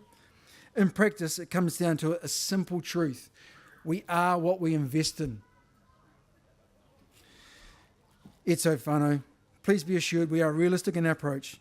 Through humility and grounded thinking, we will continue to move forward in a way that is meaningful and appropriate for our people. Within our iwi, there will always be a natural tension between our commercial entities, and that's healthy. It has helped push us to do better, to do more, and to move beyond profit alone. Today, we are industry leaders generating returns for Kaitahu. That leads me on to Mint Aotearoa, which we'll talk about later on more depth in the panel session. Our renewable energy venture backed by Infratil, one of Australia's leading infrastructure investors. Earlier this year, we partnered with Mint Renewables to launch this exciting new chapter for Ngāi Tahu Holdings. Together, we are committed to an initial $100 million to develop large-scale wind, solar and energy storage projects across the motu. We are also working with Papatipi Rūnanga to identify opportunities on their whenua that will realise our aspirations and theirs. This is the type of investment we want to make. Future-focused, sustainable and unlocking new ways to grow our footprint. So what does this all mean for Ngāi Tahu Holdings moving forward? We are excited the opportunity to work with Rūnanga with the implementation of Moka Uri. This is about playing our part in strengthening Ngāi Tahu's ecosystem and supporting a strong economic presence across our regions and the wider Takiwā. We will do this by exploring new sectors and opportunities in partnership with Papatipi Rūnanga. At this time of settlement, our leaders envisioned Ngāi Tahu Holdings investing in its pūtea so that Ngāi Tahu Charitable Trust could truly serve whānau. They set a bold goal of reaching $1 billion in assets within 5 years. Though ambitious, that vision galvanised our people. Now, several decades later, we stand strong and ready to make our next move and hunt as a pack. And I say that strongly. We have to stick together and stay together and move together. We can achieve so much more, and I look forward to discussing our vision and aspirations further, as I mentioned earlier on, as part of a panel directly after this kōrero.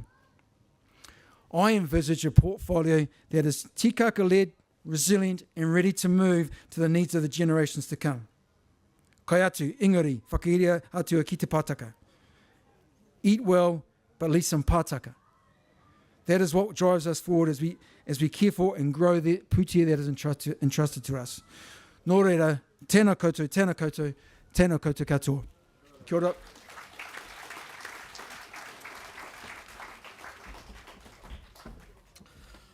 E te tōkana me ana o tino koutou te toko toru, tapu. Me ana me era o ngā kupu e wāriki hia ki mua te aroaro o te iwi. Look forward to open forum. I hope from the kōrero that was shared by Justin, Ben and Warwick, and also the findings in the annual report, be ready with your questions shortly at the end of the session of Open Forum. Ka pai. Thank you. While we set up the stage for the Ngāi Tahu Holdings panel discussion, I've got some prizes.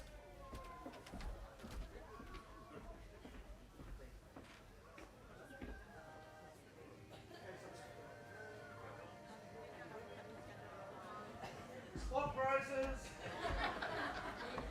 The name Waihao refers to a traditional food source. What is it? Eel. Yeah, what kind of eel? Chifin.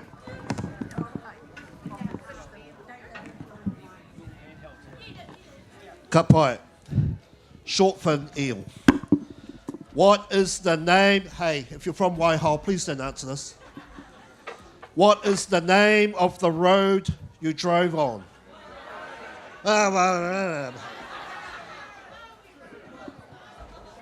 Māori Road. Last one. A tricky one. Where was the last Hui-ā-Tau held? Where? Got another name? And another?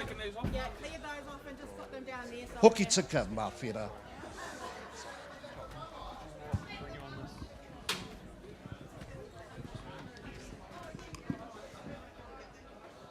I have another prize.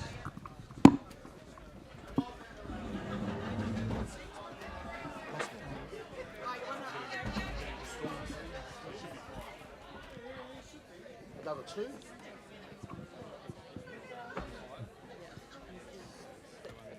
Oh, okay, cool.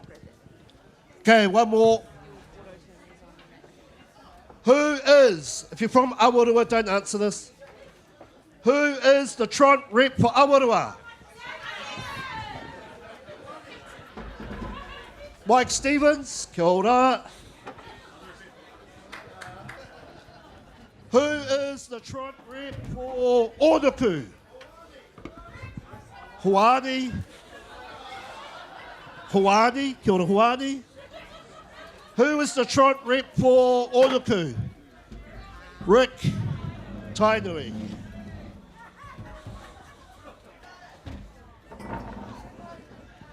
Okay, while they're prepping and getting the stage ready, just there's a rolling cup of tea, kaumatua pauatoa. Please go and help yourself. In the warikai, you won't miss out on the kōrero. There's heaps of. Can I put water on each chair? There's a live stream happening in there. Underneath, yeah.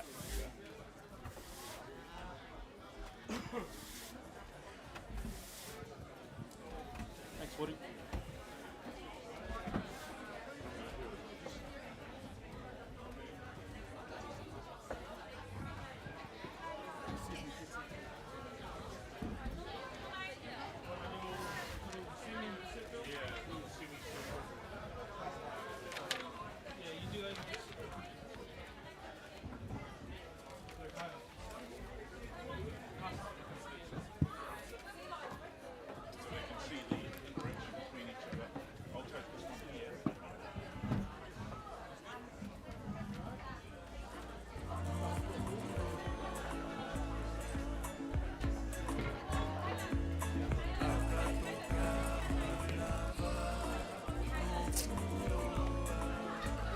Kia ora mai tātou. Taki noho, please find a seat.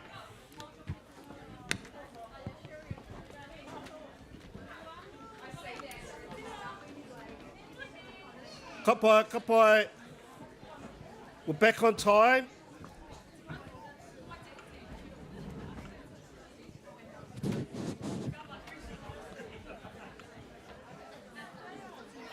Okay.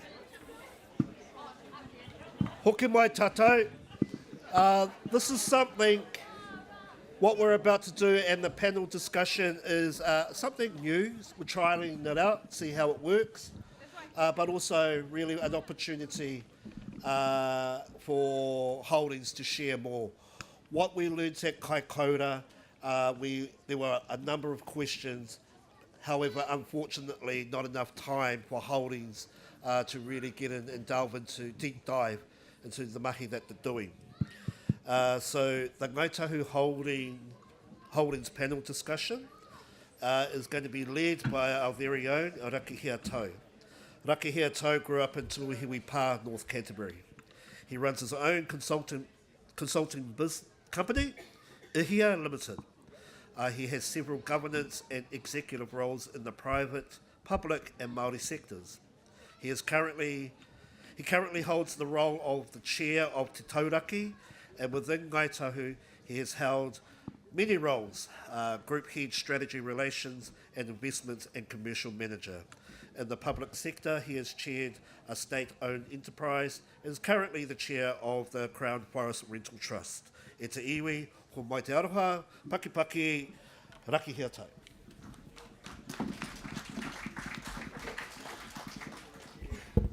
Tēnā koe tā.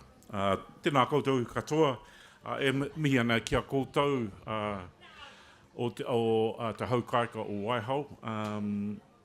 E mihi ana kia koutou o te haukainga ngā mana whenua ngā kaitiaki o tēnei marae. Ko raki ihia tau ahau, no tuahuriri no Tahu Pōtiki au, ko au te kai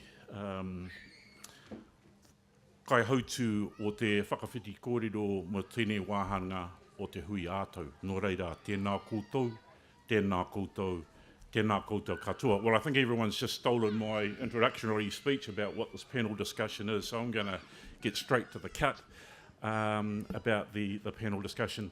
Last year at the Hui-ā iwi in Kaikoura, Ngāi Tahu Holdings Corporation presented to the iwi and received some feedback, including from myself, and that feedback was a greater depth of discussion around the performance of the Holdings Corporation, and indeed we prioritised questions from the floor rather than online because you've travelled a long way to be here, so we should give priority to the audience in terms of receiving questions. However, there should be a phone number up here. I can't see it at the moment. I'm happy to receive questions on my mobile phone. It's not my personal one, so no pics, please. I am married, and I'm 61, not 21, okay? So let me just turn the mobile phone on. Now, is the phone number up there? Oh, yeah, there it goes there. So if possible, put your name to it. It's already ringing. Okay. Yeah, that was fast. Okay, so send me the questions, put your name to it, but if you're a little bit shy, you don't have to put your name to it at all. We've got two parts to this conversation. Part one, we're going to have a panel discussion. I'm going to introduce you to the team very shortly, both directors and executives from Ngāi Tahu Holdings Corporation. Hopefully no more than 30 minutes, and then we will have 30 minutes of Q&A from the audience and questions I receive. So that's the flow, everyone. Now let me briefly, and the kaupapa really is to talk about the past, the present, and the future of Ngāi Tahu Holdings Corporation. As a previous employee of Holdings Corporation, of course I'm passionate about this organisation, and there's no truer word than what was said from Warwick, the chair, about Tā Tipene was instrumental in Shot Over Jet, and us actually taking over and delisting Shot Over Jet off the market. It was not well liked at the time in terms of our investment in that company, but gee, when I look at the return on investment at the moment, it certainly is performing. So thank you, Tā, for that, again, vision in terms of purchasing Shot Over Jet and growing it from there. Let me now introduce you to panel members. I'd like to introduce you firstly to Warwick Tauwhare George. He's going to introduce himself shortly, so I'm not going to go too much into that. But he was appointed as chair in December 2024 and will be our first speaker. Then I'd also like to introduce you, as everyone knows, Fiona Pim, who is both the Aro Whenua Te Rūnanga Ngāi Tahu representative and a Ngāi Tahu Holdings Corporation director. Many of you will know her from down this way, as well as having 30 years of mahi in the health sector. I'll turn to the executive team here. We have Todd Moyle. Todd has been with Holdings Corporation since January 2022. He was appointed as Kaihotu, or Chief Executive, in April 2023. And I'd particularly like to thank him. He was a previous coup, I think it is, for Kiwi Rail, and I'd like to thank, back in the day it was called NZ Rail, for supplying all the Mutton Bird Islands with tarpaulins. including my own island. If you ever fly over our islands, you'll used to see NZ Rail covered in the Muttonbird Islands. Finally, I'd like to also welcome on board the redoubtable Sam Ingalls, who is the Chief Operating Officer, an extremely, extremely talented man from Puketeraki. He holds an MBA from Oxford University. That's a pretty big wow. And as well as he's an overachiever with degrees in law and economics, one of those brainy Ngāi Tahu people sitting over there. From Puketeraki. Wherever I go, there's always a cheer for Sam Ingalls from Puketeraki. Right. Of course, also joining us today, they've been introduced as the directors and executive team from the Ngāi Tahu Holdings Corporation Group. So let's get things started and let's get the show rolling. First, I'd like to introduce you to Warwick Taupare, George Etihemana, e te rangatira kua riro koe tā rākau kōrero. Tēnā koe. Kia ora, Ewa, thank you. I'm not quite sure what to... I can talk about myself a lot, but I've already introduced who I am and what the whakapapa connection is. But I suppose just so for some folks have said, we'd be quite keen to understand who you are and what you're about. So, born in Hawke's Bay, a place called Bayview. So, Dad is Hui-ā-Tau. His dad's passed away back in 2020. So he's been up with us for about 25 years now. He whakapapas te rāpaki, obviously. My great granddad was Honi Whakamarurangi Tauwhare, who hooked up with Mata Riwai, and so and obviously Whakamarurangi came through Arahura back up. That's how the connection is with the kawhia. So yeah, born in Hawke's Bay, lived there for a few years, complete waste of space as most males are at that age. Mum and Dad then moved to Taranaki. I'm still in Taranaki. Well, in Taranaki went to high school in Hawara High School, which is a place some of you may or not know that area. So New Plymouth, Hawara. Mum and Dad had, at that time, Dad was a painter and paper hanger when we were living in Hawke's Bay. And then they made the big step to, they bought a pub in a place called Alton, which is inland just from Pātea. The Pātea Dam was being built at that time. So they fluked it and they made a hit, because probably every night there's be close to 50 or 60 high ace fans rocking on through back to the main road going past the pub. So I had a real good, interesting upbringing, working in the bar from about 13 up to about 18. So it was a cool lifestyle. But Mum and Dad, they were wicked. And then went to Hawara High. Then I worked as a stock and station clerk for a little while. So covered a lot of sectors for a company called Farmers Co-op, and then did a couple of years here. Again, I was only focused on a lot of things, and I'll explain that in a second when I met my wife, but I was only focused on not a lot of things, only a couple of things. Food, sleeping, playing rugby, and actually in females. As you do at that age. Again, beyond that, I'm a complete waste of space. So then a couple of years at FCOS, then I got an opportunity to work for Fletcher Construction, went down to Wellington, spent about 13 years in Wellington, ended up opening my own contracting back to Fletcher's for about 5-6 years, ran my own consultancy. So I'm an engineer and quantity surveyor by trade, mechanical engineer. And then at that time, I went back to university and did some study because I always felt like it was something I should do. But so anyway, went back as a mature student, and then I met my partner then, who puts up with me, and I don't know why sometimes, but anyway, still does. We've been together 25, 26 years. We've got 3 babies, 3 girls, and I can say this with deep honesty with amongst all the females in the room. Man, they got their dad nailed down. They run me around, they got me wrapped around their finger, but Katie Boy, they're awesome. So three young wahine. So we met in Wellington. Funny enough, she's also from Taranaki, hence why I'm back there now. So in Wellington for 13 years, did some stuff, and then the opportunity to travel overseas, hook up with a gentleman called Wayne Masters, one of my best mates, who's actually from the East Coast, who's also from Arahura, from part of the Masters whānau over that way.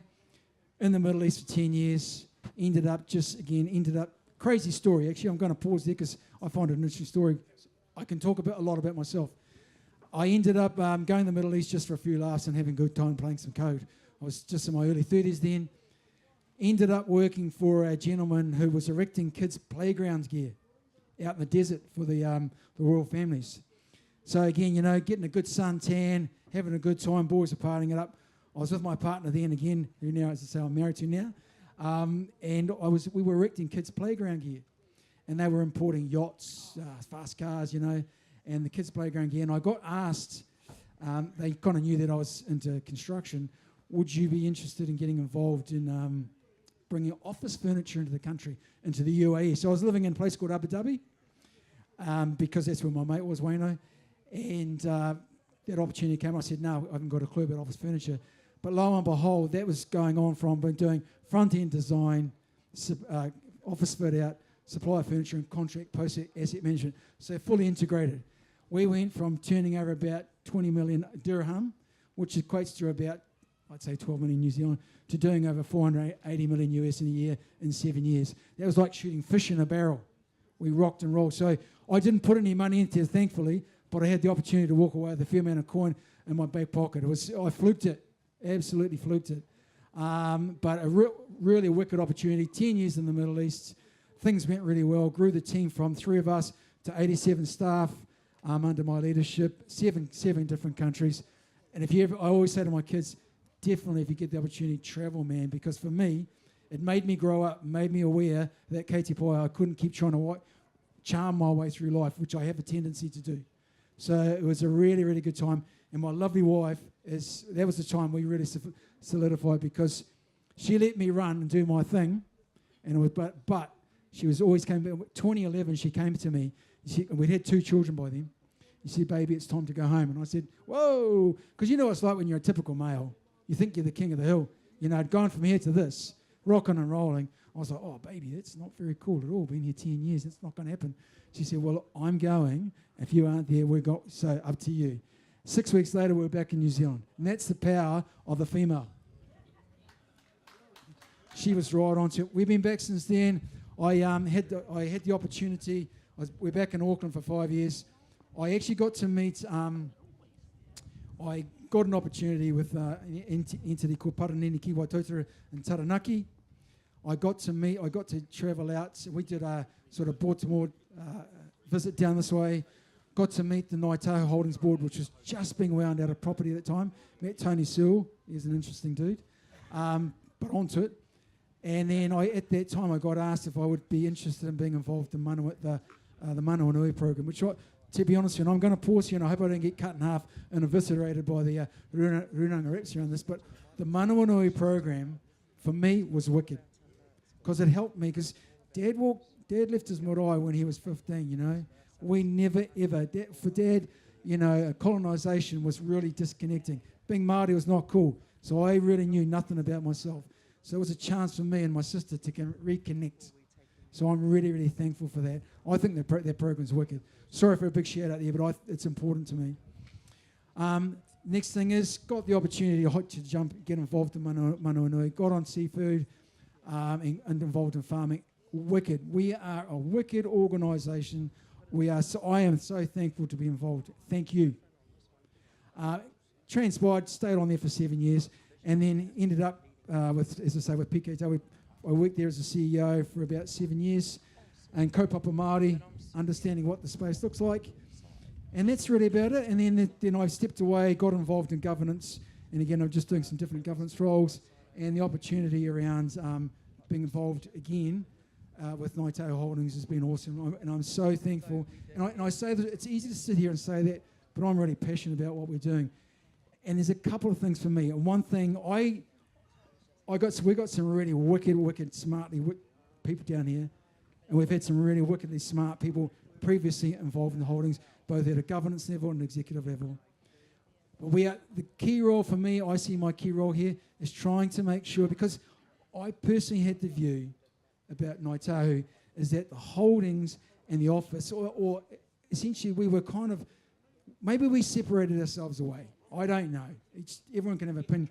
But my job is to try and Justin and I, we talk, is to try and really walk together and stay together. Because it kind of cranks my chain when I hear people say, oh, we'll let the numbers guys talk about it. We'll let the holdings is over there.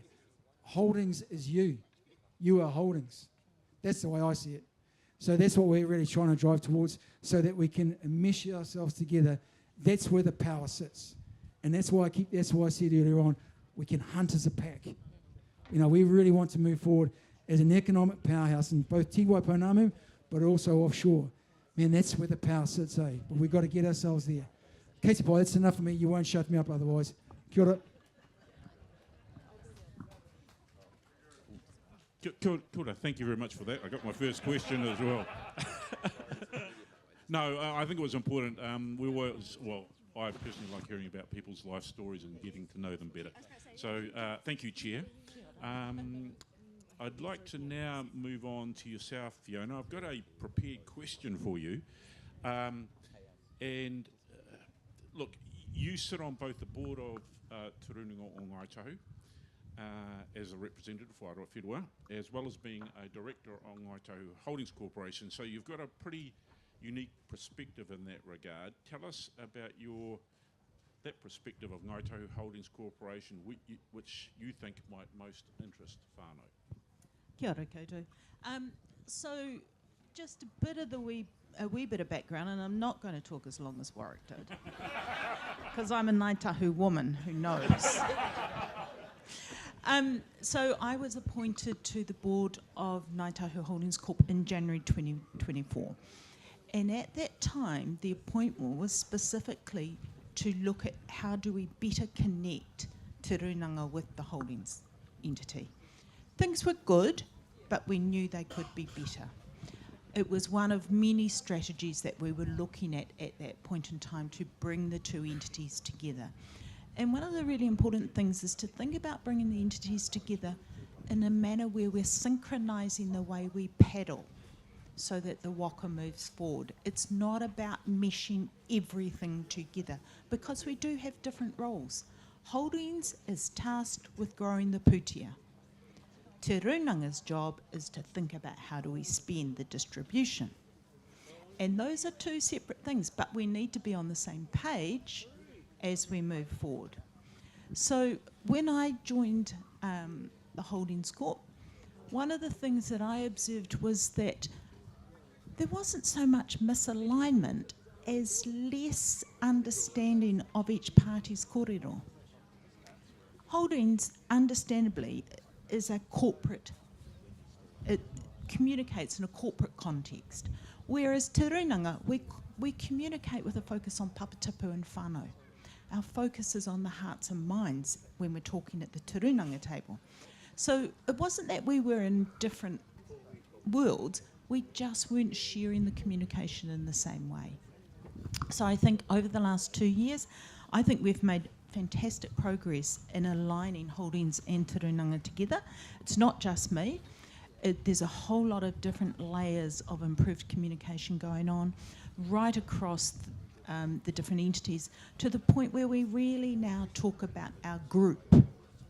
And we use the term group really purposefully, because it's not saying we're one, we are multiple entities, but we are working on the same principles, on the same focus, and we share that why we exist, even though we've got different roles in it.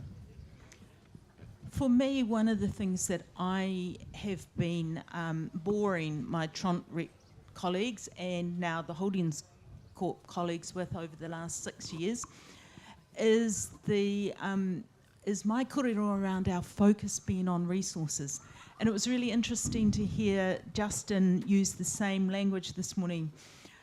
I thought people had stopped listening to me when I went on about resources, but clearly they've still been listening, because he was using the same terminology that I've used. My focus has been on food production, energy generation and water. We need to own or have serious influence over those resources for our future generations. That is where our independence will come in the future. We can't buy Meridian yet, we're not that wealthy, but the time will come. It might be in 100 years, might be 10 generations on, I don't know when it'll be, but I want us to own it one day, not to just be the customer. Because when we own those infrastructure resources, we're no longer at the whim of changing government policy. we can determine how we want to respond or how we want the government to think about how they write their policy rather than them dictating to us. So I've been really focused on resourcing as infrastructure resource over time, and really great to hear Justin using the same kōrero this morning. That's probably all I've got to share, because I know this session's supposed to be about us answering your questions, not us talking. Kia ora. Kia ora. Thank you very much for that unique perspective, Fiona. I was just reflecting on your kōrero, Warwick, with Tā Tipane's eyes gazing upon us as the first chair of Ngāi Tahu Holdings Corporation. And it struck me that you're quite an amateur when it comes to delivering speeches compared with Tā Tipane O'Regan. Chairman. And I say that in a loving, caring way, Tipane. Look, before I can get away with that because I know Tipane. Look, I want to now hand over to the executive team. Sorry? You're waving out to me. Oh no, we haven't got questions yet, so no, don't give him the mic. I can say that too because he's my brother. Right, okay. Todd, sorry. I would like to introduce you to both Todd and Sam to discuss in more detail the performance of Ngāi Tahu Holdings Corporation, especially in regards to the Ngāi Tahu subsidiary investments, i.e. tourism. We've already had discussion around property and seafood. So, gentlemen, I'll hand over to you and yourself first, Todd. Kia ora raki here, and thanks for the opportunity. So I'll talk to some and then Sam a little bit more detail. And first, I think Warwick touched on some of the performance for last year, which was really impressive. That sort of 11.9% total return.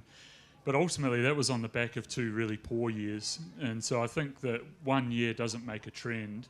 And so we're really focused on the fact that we have to look over time. And hopefully, for those of you who have had a chance to have a look at the annual report, we're now being a lot more transparent in it. We're showing over 5 years the performance of holdings and where the ups and downs are. And we've got the 15-year timeline in there. It shows the good, the bad and the ugly. And in investment, you don't always get it right by any stretch. And there have been occasions where we haven't. And I think owning that is really important and learning from it so that we can be better into the future, which we're really focused on. And we presented those figures back to Te Rūnanga yesterday. And I think that 5-year period's important because 5 years ago was the launch of Hui-ā-Tau. And Raki here, you'll know it very well. I think you and Tahu Pōtiki were quite heavily involved in Hui-ā-Tau.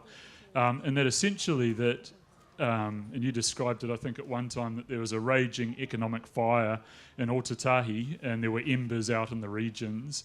And then a real desire through Hui-ā-Tau to actually start to enable those flames to grow. And I think if we look now 5 years on from the Hui-ā-Tau and the strength that's starting to grow at a Papatapu Rūnaka level and presence and influence and balance sheets that are carried there, I think that's really important. And I think a key role for Ngāi Tahu Holdings is how we play our part in that ecosystem, that economic ecosystem that exists.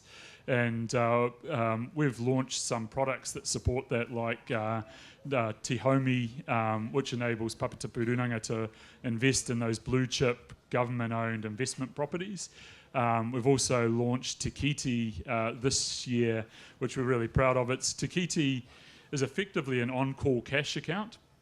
So Papatapu Rūnanga, rather than putting their cash with the bank, they can put it with Ngāi Tahu Holdings. So rather than us taking money down from the bank and paying interest and fees to the ASB or to BNZ, or we now pay that to Papatapu Rūnanga. So at least about a third of our total debt that we use at the moment is actually from Papatapu Rūnanga rather than us paying that to bank.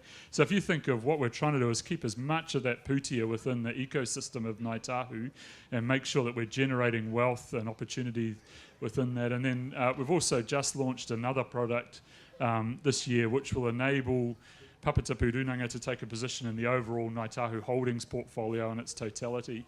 And so that's strong. While I think those embers have maybe got a small flicker now, Raki here, if you look forward through Mōka Uri and that 25-year time frame and the mahi that we're doing, combined mahi with the office, I can see that there's going to be strong fires across all the regions. And to Justin's point, that's what's going to be really, really enabling in terms of rangatiratanga and mana motahaki when you've got that heft and that ability. And I think that point of undeniable presence in the takiwa, that you get to a point where you, if you want to come in, I think the discussions that we had were 27 years ago, you hardly could get a bank to work with Ngāi Tahu through to now where they're falling over themselves.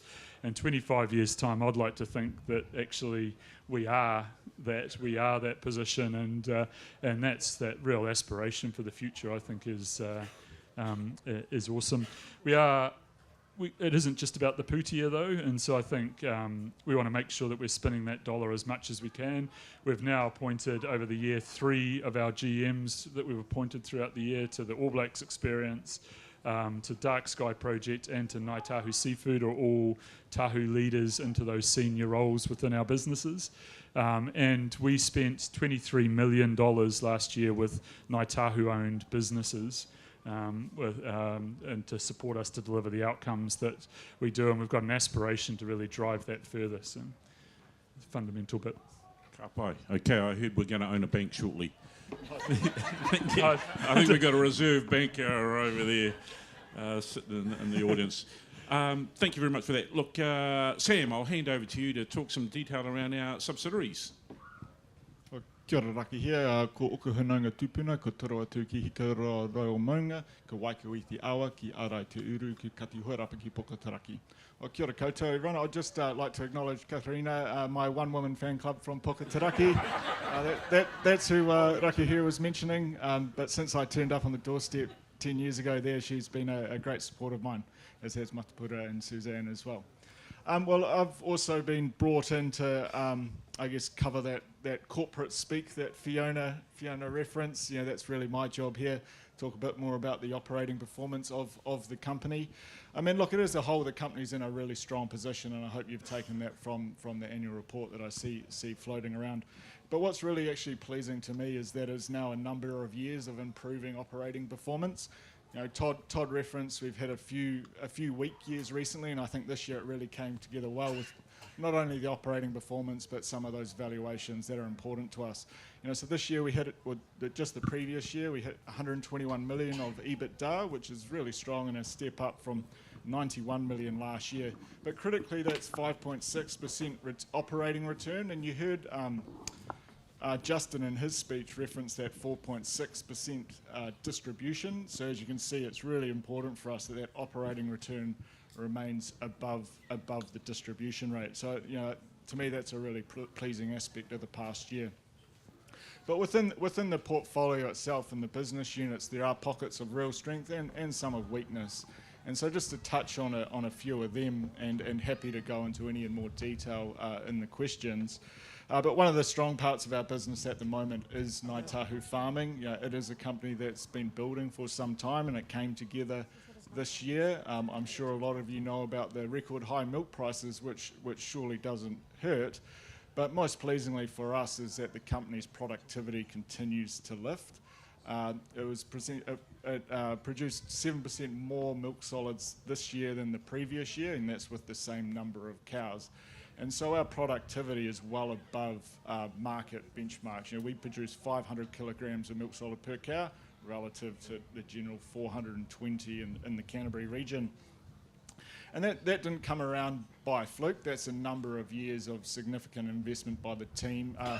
You know, probably when Warwick was back on the farming board, a really strong regrassing program was started. You know, that was quite an investment. They were grassing at 20% per year. And we're now seeing some of the payback of that come through.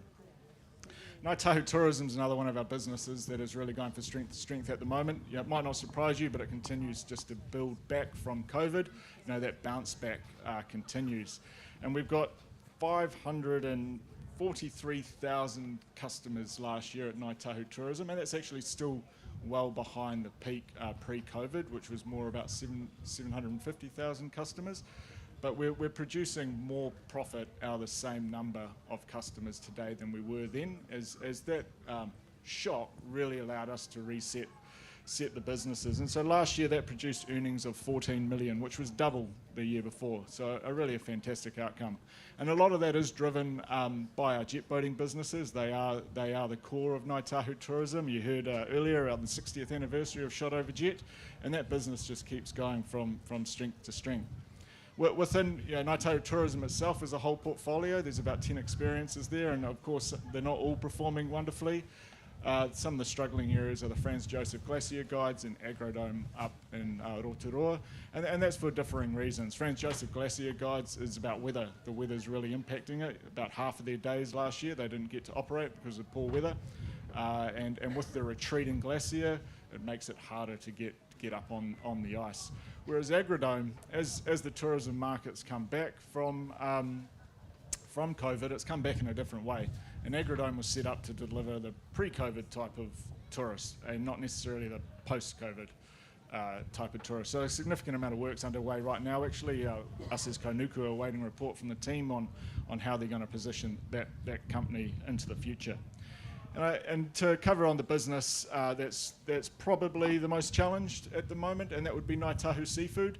And when I say challenge, to put that into context, it still managed to hit its budget, which was fantastic, but that was a lower earnings level than the previous year. So they delivered 27 million last year. The prior year they delivered 29 million. And also it was touched on earlier, that's really a result of the significant challenge in the Chinese market.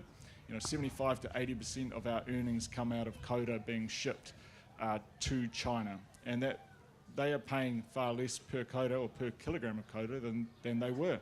It's fallen from about $85 to $65. And the teams managed to offset that some fortuitously. The exchange rate, you may be aware, is very low at the moment, so that supports the business. But they're also pulling out more volume, and fortuitously for us, a lot of it comes from Create down off Fiordland, and the state of that fishery is very, very healthy, unlike, as you heard earlier with teal, where we've stopped fishing.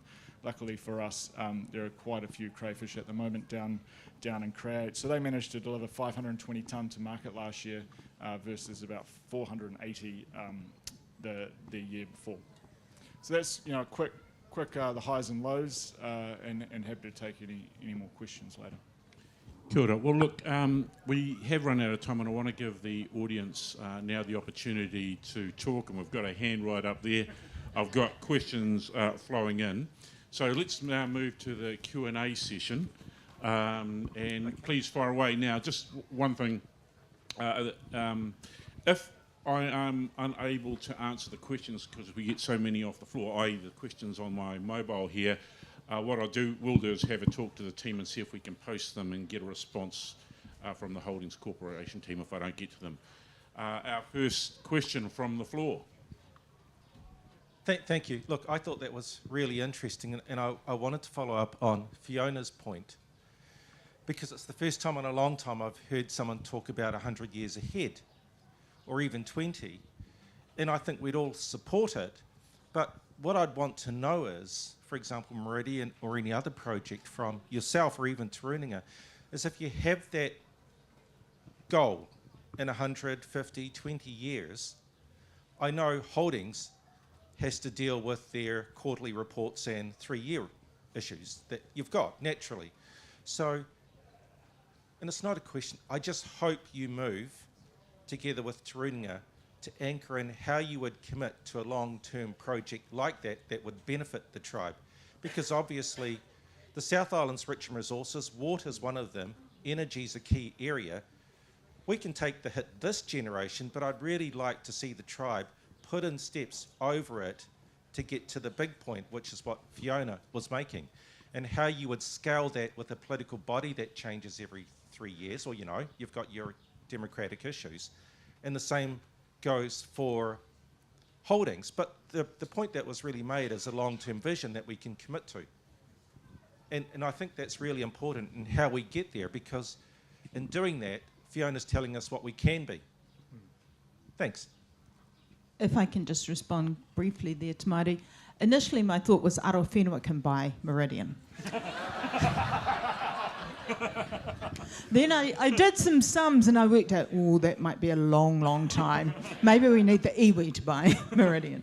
But it's a case of thinking, what is today's value? What's the future value? So how much do we need to generate over 10 years, 20 years, 30 years, 40 years, 50, at what point in time will we have generated enough revenue to buy it outright? And we do need to have that strategic thought going into our planning moving forwards, because we will be here in 100 years. We will be here in 200 years. We might look a bit different. I still look like my mother. But, 4 generations later, they might not look quite so much the same. But we will still be here because our whakapapa is here. Pātai anō. Yeah, how we doing, guys? Good. Yep. I've got a little bit of a question on the worldview of the long-term investments and the sort of economic structure of a society. Going forward, it's almost guaranteed that the resource costs are going to increase and the wages are going to decrease. There's going to be consistent supply problems going forward across the globe on many areas. We saw it through COVID, and we seem to be blind to it because COVID happened and the supermarket shut down and all hell broke loose, nearly. We were like this close. The toilet paper was the problem, not the food. But imagine it, right? And so we're sitting in a world staring down the barrel of that because that was a mild cold. Lots of people died, but compared to normal pandemics, that was a mild cold. And so if we're staring down the barrel of that sort of chaos, looking forward, what are we doing to increase our resilience other than participating in the economic system, which is built like a house of cards? Do you want me to? A complex question to answer, that one. I think in terms of, I think there's multiple external influences that can happen, that being one of them. I think we've got some more localised external influences like the potential of AF8. We've got a whole lot of things that could impact on where an entity sits and even on Te Waipounamu and the world more broadly. And we absolutely look at all of those external influences, and I don't think you can change something immediately. You have to actually have a plan over time to get to a sustainable outcome. I know that COVID meant we had to react immediately and make some changes, but in terms of the way that we look at how the portfolio is structured and the outcomes, historically we've all been very primary sector focused. Actually, what we're wanting to do is we're adding in multiple other pillars and layers that gives diversity across that portfolio. And one of those is what we call a new economy mandate, which issue that Ngāi Tahu Holdings has had is when you get large, the minimum check size, the minimum investment you make will be really, really large. And so we generally won't invest in anything less than about 25 million now is about our minimum check size. So we've set up a $30 million portfolio that invests in small, early stage businesses, and some of those are really innovative, and looking at some of those sectors and some of those areas in the hope that that can inform us and inform the structure of the portfolio into the future. It won't solve it for today but hopefully it will for tomorrow. Because you guys have, in your strategic planning and specifically the 2025 plan or whatever, the 20-year plan, that was all brilliant. You've got resilience, you've got sovereignty, you've got community well-being and all of that. And then it sort of falls apart when it comes to actual implementation because we're participating in the same systems what are exploiting our children. The children don't want to participate in the system, they're leaving and doing things I'm not going to mention. But they're getting sadder, they have to work harder to get the same results, and the only thing that we're doing here is propagating the system. We're investing in the same styles of extraction and the same styles of resource hoarding and conquest that's been happening for generations. We need to do a little bit more of the how do we increase the resources available to the people, which is, of course, some of the planning. It's just then your businesses like Ngāi Tahu Seafood, you're basically exclusively dependent on China, which is our biggest trading partner. Nothing wrong with depending on our trading partners, but they've had a housing crisis which collapsed their economy in the past few years, which now you're noticing your seafood. And that doesn't help anyone here. Then that's purely external. So I'll answer that question, then I think others want to answer some questions as well. So So in terms of China exposure, and one of the things is you can actually look at it in a sector or as a portfolio. So we're trying to make sure that we diversify away from, or not diversify, we spread our exposure so we minimise China across the other sections rather than where we know the demand for seafood sits.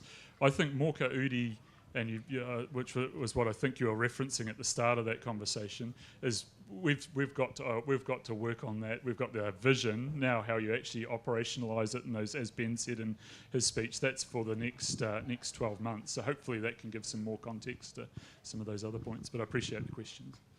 Thank you, Todd. We have a pātai over here. Ngā mihi kia koutou katoa. I'm a first-time stander-upper at one of these highs, so I'm a little bit nervous. So kia ora koutou, thank you for the report and the feedback and the excellence of the presentation. I think this is one of the best annual reports I've seen from Holdings, so thank you for that. So my pātai is sort of leading into this new economy idea. And the move to work with Infratil into energy, wind farms and the like. Now, Infratil, of course, is a big Australasian investor. And in Australia, they're talking about nuclear. So is that something we might be thinking about as well? Or are we just talking about wind farms and other? And the reason I'm saying that is that how does that then come back into our whenua? What does that look like at a local level? What might the partnership look like with Te Rūnanga? So for the MBA, thank you. Kia ora, Katharina. The partnership with Infratil is purely on renewable energy, so wind, solar, probably batteries, and maybe even hydro, depending on where that goes. It's very early stages. So purely renewable energy. We do actually have some nuclear exposure in our portfolio in the new economy mandate, but not nuclear fission, which is your traditional sort of nuclear that you will all understand. Nuclear fusion, which is the energy that's going to solve all the world's issues and is currently at very early stage research. So that's an example of what we've been able to invest in and through the new economy mandate that Todd was talking about. It's a very small investment for us and very high risk, but the potential to change the world. In terms of the renewable energy partnerships and how they might work for Rūnanga, it is entirely the intent that partnership between ourselves and Infratil will lead to developments across the takiwā, and each of those developments will have the opportunity to partner with mana whenua or Rūnanga in that region. And we've got some good examples underway. I'm not sure if Terry's still here, but Tim and the team are down there this week, I believe, to talk with Terry about some of his plans with his wind farm down there. And there are other examples already underway. Ka pai. Thank you very much for the response. Kia ora, first time caller as well. I've got a question. When we look towards the future, climate change is here. It is here now. And that is going to be a significant impact. Whenua Māori will be impacted more than any other whenua because of our locations. How do you include climate change in your decisions at a governance level? Good question. Yeah, look, I'll take a crack at that, Case One. Thank you for the question. You can take a surety in the fact that we've been given back endowments, and we have to concentrate on what they are right now and thinking out to the future. So we're trying to evolve over a period of time for around the best use of them now, and then what that might look like going forward. So, Katie Boy, the question around climate change and how we carry ourselves. Let's be honest, it's a hot topic everywhere in many spaces around farming. We're in farming for various reasons, and reasons that, in my view, are quite valid. We would like to, over time, to progress that to potentially looking at other opportunities around that endowment of whenua. But right now, it provides cash flows, it allows us to remediate whenua, and actually look at the opportunities that might exist around that going forward. So that's a classic example of what climate change and how we as humans and animals that we partake in that cycle, I suppose you could say. But we want to work quietly towards that. It takes time. It isn't going to happen overnight because we can't afford that to happen. but we will evolve, and our thinking is around how we make governance and also leadership decisions based on the information available at the time as to what we should do. So your point is well made, but we can only do what we've got right now to try and transgress forward. Sorry, not to try and transition forward. Hopefully that answers your question. Can I add a couple more points to that? I think the tribal strategy Te Konga Paparangi sets the aspirations of what we want to achieve, and out of that flows some KPIs that are on us in terms of the key tenets like CO2 emissions and those sorts of things. So. And at our baseline, so if I take CO2 for instance, our baseline year was 2022. Since then, we've reduced the overall CO2 emissions from the Ngāi Tahu Holdings portfolio by 12%. We've reduced synthetic nitrogen on our farms by 15% during those years, and we've got programs in place to continue to reduce all of those things. And I think ultimately, we're being the best possible stewards we can at the moment, and we're doing like Te Whenua Hou, Te Whenua Whitiora and farming. We've looked before at things like electrifying the shot over jet, and we've done a whole lot of mahi in that, but the technology's not there right at the moment. So we've had to pause that project for probably 5 years until, or one, Te Huna doesn't have enough power. I don't know whether so when they do the snow blowers up on the mountains at the moment, there's some communities in Te Huna that actually have their power becomes really vulnerable. So we need to upgrade those power networks. Plus, we're looking at technology. We're also looking at biodiversity. We're planting 40,000 natives across the estate each year. We're looking at whether we can do more of that. There's a whole raft of things that sort of all piece together to try and meet those, what we believe are what we know are the aspirations that come through Te Konga Paparangi.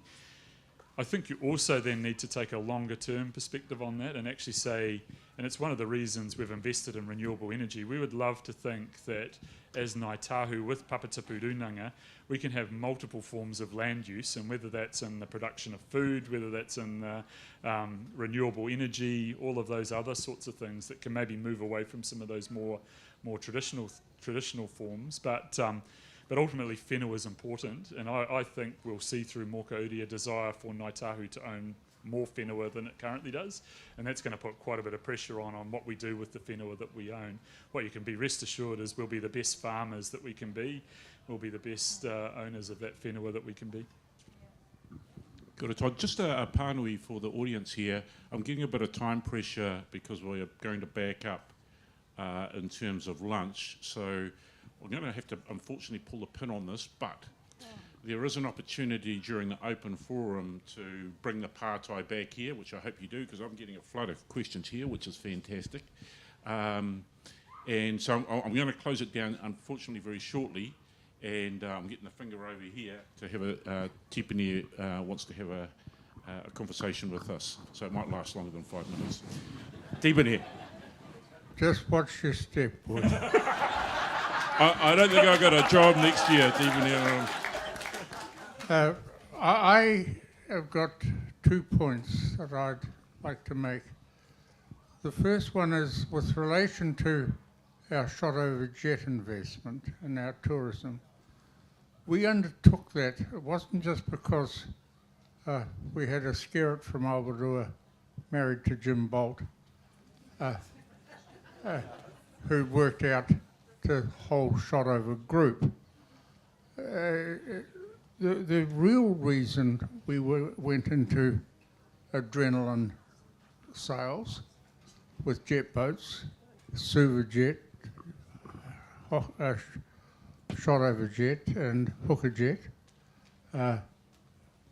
we went in there because we were being locked out of tourism and a territory which made it possible for us to tell our stories in our own way.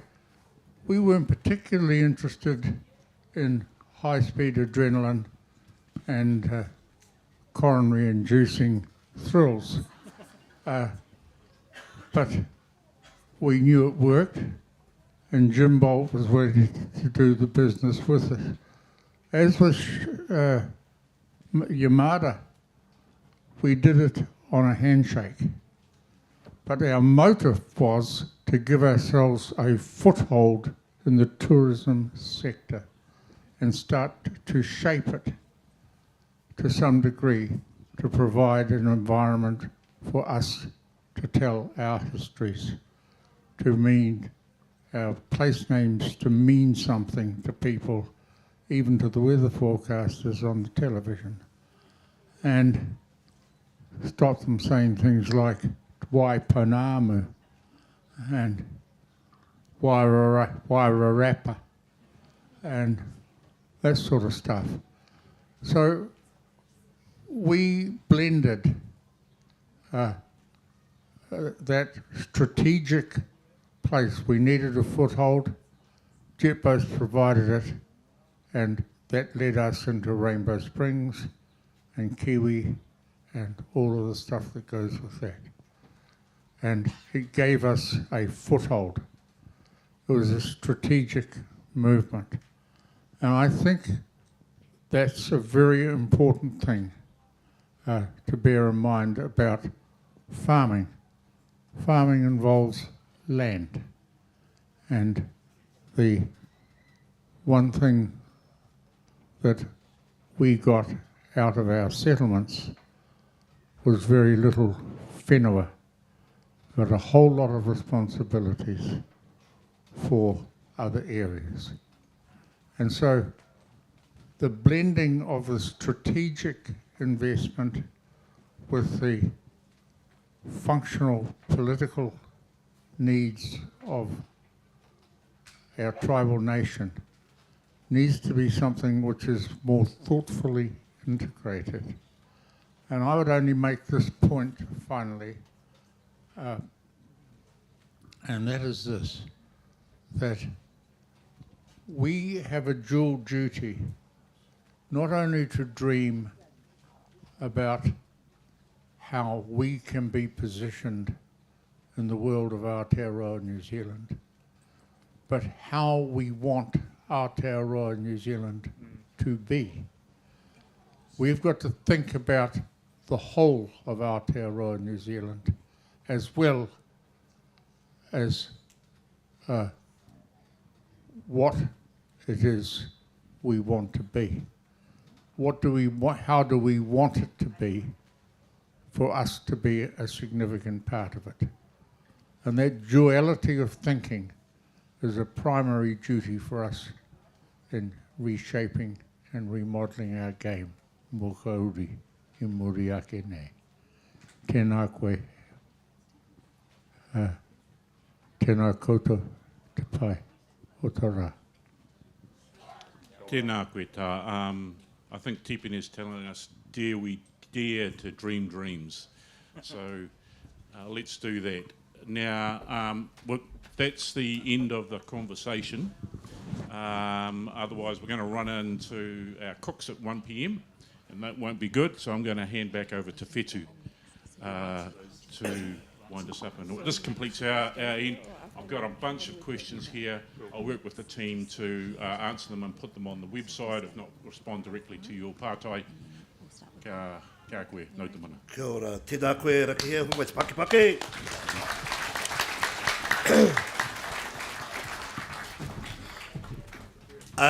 It's a iwi. At the start I said I'm really good at sticking to time. And I have an army of cooks and chefs at the back who said lunch will be at 1. And as we know when we're on the marae, there's only one boss, and that's the ones in the kitchen. So we're now going down to 45 minutes for open forum. Ka pai? While we set up the stage, I just want to encourage the house to just ask the question, get direct questions. Ka pai? We love the whakapapa of your question, but it would be nice if we could just have direct questions. This session is an opportunity for you to ask that pātai and raise some issues with Te Rūnanga group leaders. This engagement is a fundamental part of Te Rūnanga o Ngāi Tahu Charter. On stage, while we will set it, Of course, the Kaiwaka Haere Justin Tipa. Again, we'll be welcoming back Ngāi Tahu Holdings Chair Warwick Taupari George, our Deputy Kaipakahaere Tania Wati, our Te Here Chair Charisma Rangipunga, our Te Āpārangi Chair Rawiri Manawatu, and Te Rūnanga Audit and Risk Committee Chair Mike Stevens, and then our CEO, Te Rūnanga Ngāi Tahu CEO Ben Bateman, and lastly, the Ngāi Tahu Holdings CEO Todd Mule. Haramaera.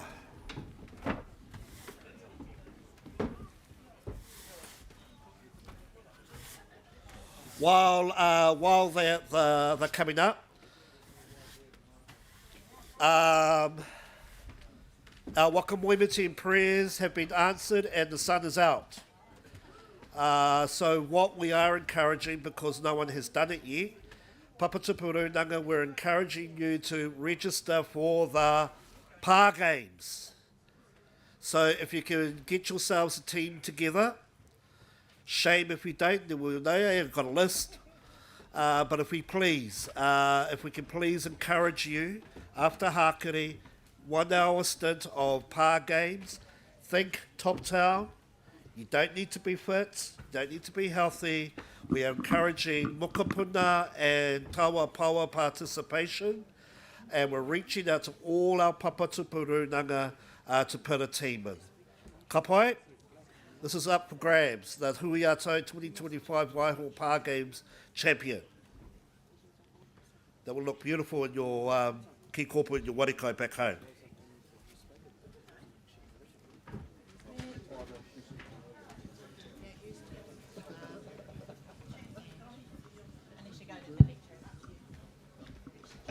Okay, we are around the the Flutie sisters are our mic runners. Kendall over here, our coup, and Briley, who's our principal advisor to the CEO, all the way from Tuahiwi. These are Tuahiwi aunties over there from the Flutie whānau. They are our mic runners. Open forum, officially open.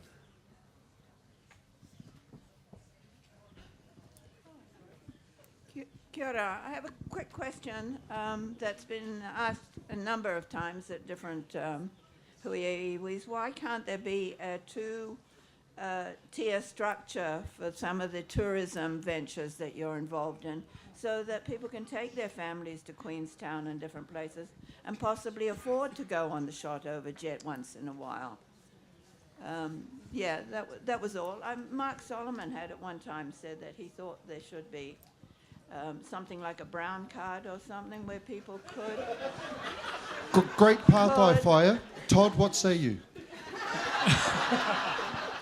For any Ngāi Tahu whānau, there's a 20% discount on all our tourism operations. You don't even need to have a card. We determine that having a card's too hard.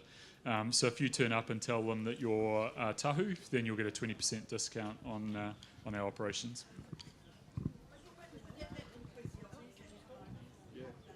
Yep, it does. Ka pai. When you ask your question, can you please say your name and Papatupu Rūnanga for the record? Hi, my name's Paulina Kutania Crofts. I'm from Tuahiwi. I have three very quick pātai. One is that I ask you, would you consider expanding Ngāi Tahu Law Centre to create a program for kaumātua that is affordable for them to make wills, to set up trusts, especially in the case of the chattels being here in New Zealand and the person dying intestate overseas. Having been through the nightmare myself, it's financial and legal nightmare to navigate. The second one is that you lobby Te Tumu Pairo, when they're having meeting of owners for Ngāi Tahu land, that they hold it on a marae rather than a Pākehā institution. And thirdly, that as a collective, Justin, could you lobby with the iwi chairs and ask them to speak to Waitangi Tribunal and come to a conclusion on their inquiry would be they held regarding the Malay and Vietnam veterans. They have been far too long. They've had the expert information from the world leading medical people and scientists on the effects of Agent Orange, and it has a generational effect on the soldiers' families. Thank you. Tēnā koe, Whaia. Yeah, absolutely happy to take up that advocacy at the Iwi Cheers Forum. Kaore he raru, happy to do that. In regards to the Law Centre and the other suggestions, absolutely understand the pressures on whānau and the cost of accessing those services. Not sure what internally we can be doing about that, Ben, but... Yeah, I think with the mōka uri kōrero whai, the whole thing is about how we can operate in that kind of ecosystem way. So what are we doing that's supporting whānau? What are we doing that's supporting papatipu? And as Justin said earlier too, we're really open to what that looks like. But as Tanya, but what we take on that's new, but also Tanya constantly challenges us too around making sure that we stay focused and that we stay sharp in what we're approaching. So we can't do everything. We'd love to, but we... No, but we don't have an endless sort of pool of resources. But absolutely, as we're going through everything and determining, putting everything through the value for investment framework, that could well come up as an area for increased investment. To be fair, it's up to the marae to allow them on their marae to have the hui.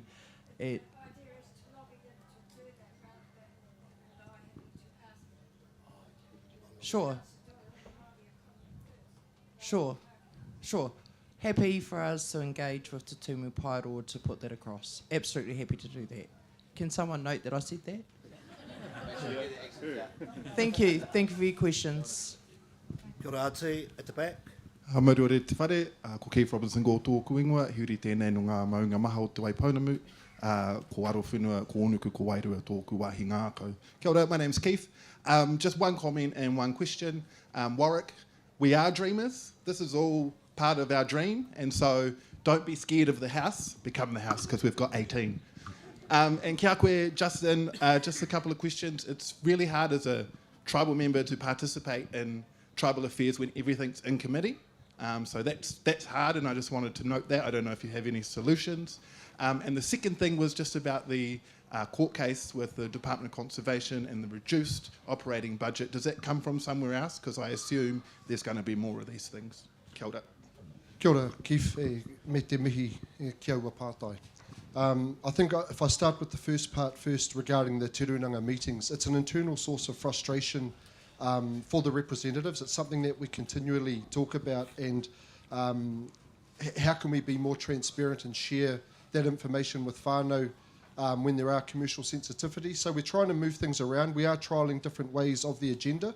And so from our last meeting, we've put all the in-committee board-only stuff at the front of the agenda.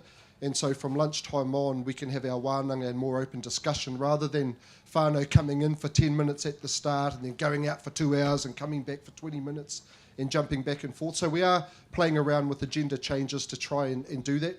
We're also discussing a lot more often what are those in-committee papers that we can be releasing earlier. But acknowledge there's a better balance to be struck, but it's a work in progress. Yeah, and we also now have holdings delivering quarterly reports as well that hopefully can get out. Oh, yeah, so in regard to the litigation, when we came in, we knew that we were going to have some challenges with this government. Our first priority is always to sit down and negotiate and try and have some sensible discussion around the table. And when that doesn't produce what we require, then court action is an option. So as part of that strategy, we've developed a war chest. And so we do have pūtea sitting there to defend our claim because just about every piece of legislation that's going through is threatening the integrity of the claim. The issue is we can't sue them on every single legislation change. So one thing that we're doing is we're working closely with other iwi. So you'll see Waikato Tainui taking a lead on behalf of the Iwi Cheers Forum around the RM reform, and we're taking a lead on the conservation. That's not without its risks. Let's be honest about that. But we can't afford to be spending tens of millions of dollars a year defending the claim. We've got to be strategic, we've got to be deliberate, and so that's what we're executing at the moment. Pātai over here. Kia ora, Charmaine Lee from Rapaki. I have two actually this time. One is our whānau ora workers. Is there something that Ngāi Tahu can do to support them? Because they're losing their job and they do a hell of a job back on the Rūnangas. So, yeah, look, I understand it's an incredibly stressful time. The problem that we've had with the whānau ora space is the incredible narrowing and prescriptive nature of the contracts.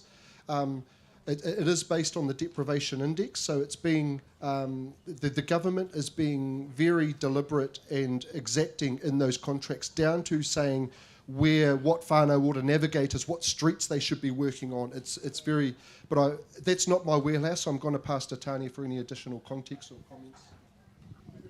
I think what the question also is Te Rūnanga looking at investing into potential employment for whānau ora navigation. This year I'm going to say no, because it's not in our current budget. So that's a clear no on this financial year. Is it something that we are looking forward to on how we move forward as a tribal nation, potentially? But all of these things are up for discussion coming up to the new setting of the budget next year. So that can be raised, but right now it would be a no. it's a shame because they do a hell of a lot of work and it's been cut down. I don't disagree, but if this was an investment for tomorrow, it would be no. But is this a conversation to take forward for an investment? That is a yes. Okay. And the second one is, for an investment to take forward, is the rest homes and that. I'm back onto that again. That's an investment. Our annual question. It is. It will be an annual question every time I can turn up. And it's something that I really believe in our kaumātua in that, and should be able to be in we should feel safe with them being in a certain rest home that we know they're going to be looked up. And let's look at the better side of it. They all get together and they talk, and you all learn heaps from them then.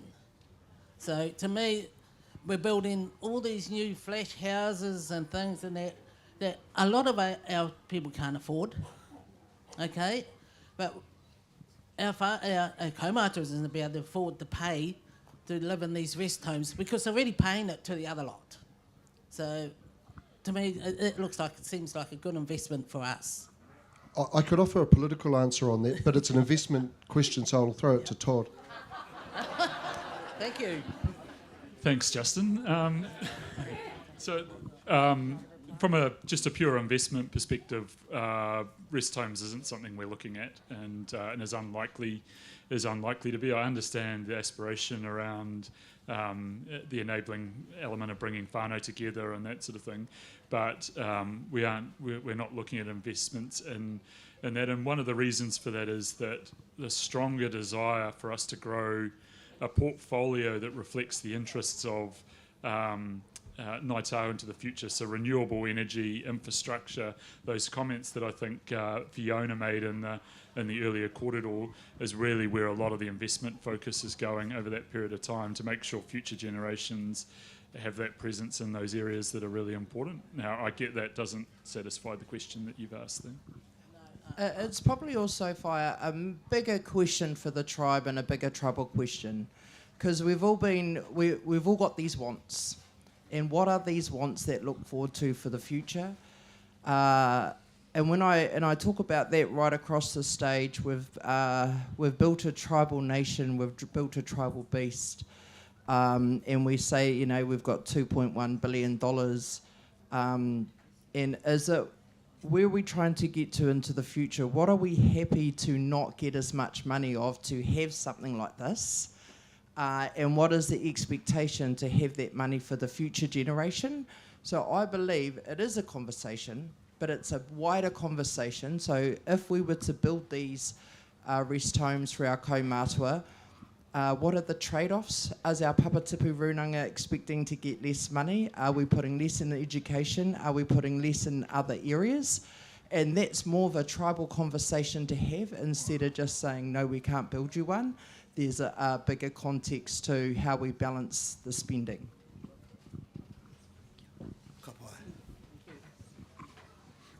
Kia ora, tēnā koutou, tēnā tātou, ko pua waisunda as well as ahau, no Pautini Ngāi Tahu, no Irikihu e Tuarana. I have two pātai. My first question is also around housing. With Ngāi Tahu being one of the biggest developers in the South Island, and thinking around a long-term contributor to whānau wellbeing and prosperity is housing. And thinking that the economic security that housing provides supports our cultural and intergenerational outcomes that are in our new strategy, Mō ka uri. I just want to know, where are the houses that I can afford on an income that's less than 80k? Tēnā koe I tērā pātai. The first myth I think we need to dispel is that Ngāi Tahu builds houses. We don't. We build subdivisions. And I think if I'm going to channel Michael Stevens here, this is a conversation that we are grappling with at the table. And if we're going to get involved in housing, we have to be committed to that for 30 or 40 years at least. Having 3-5-year plans, even 10-year plans around housing is not going to change the dial for our whānau. And we understand, in terms of that a growth trajectory and how whānau secure intergenerational wealth, it is through home ownership. And I think so far the focus has been on through whairawa, but that doesn't help you when you're buying in a market that is very inflated, and the cost of houses is enormous. And so I don't think we've got a straight answer for you, but the fact is we are grappling with that discussion and understanding what it means for Te Rūnanga if we are to move into that space and deal with the housing issues facing our people. It's certainly not something we can solve overnight, but Michael, have you got anything to add? This is something that you speak quite passionately on. So many hot mics. I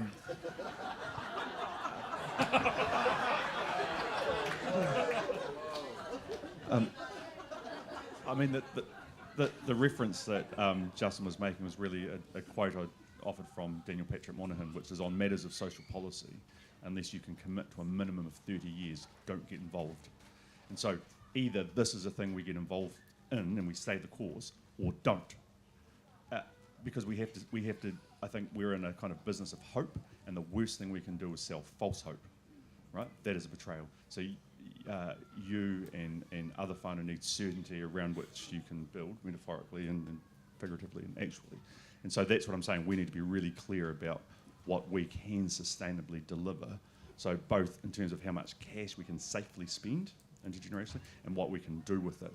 So is housing a thing I want us to have a proper conversation about? Yes. I mean, I think there are more share equity type arrangements we can do. But I guess at the moment that's kind of there are no numbers wrapped around that. That's kind of a gut feel, but I'd like us to have a proper, mature conversation. At the end of that, what I'm saying, the answer could be no.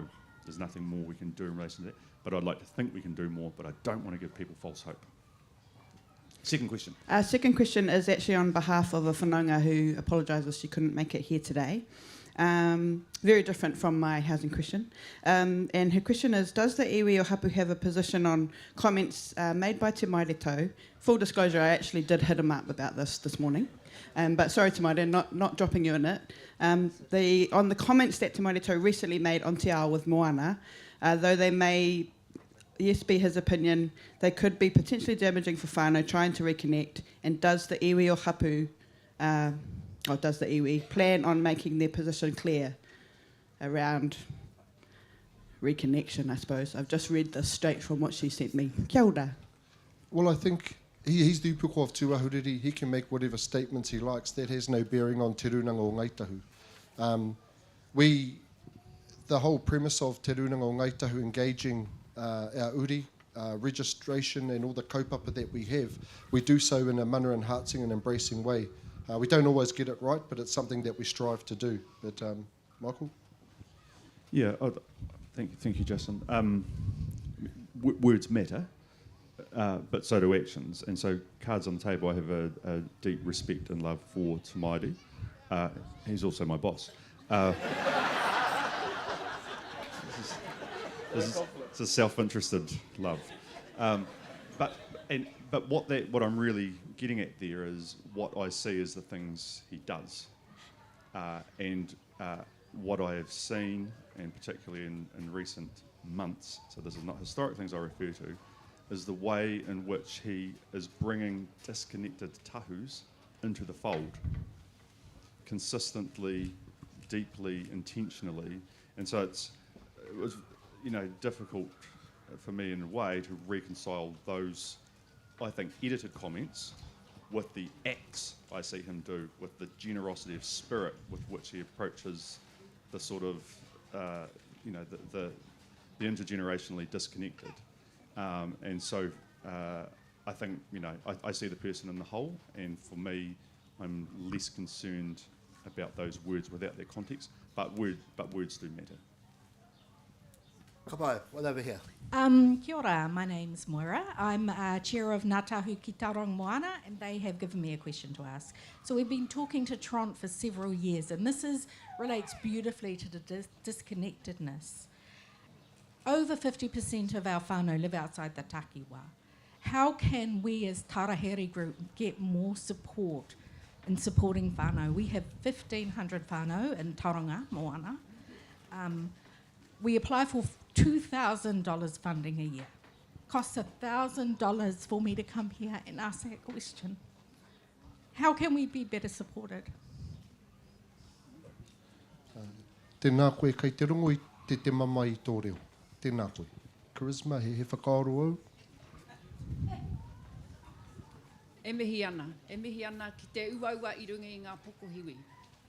I guess my comment is this is a challenging space, and I link back to Michael's comments around disconnection. We are a tribe of nearly 90,000.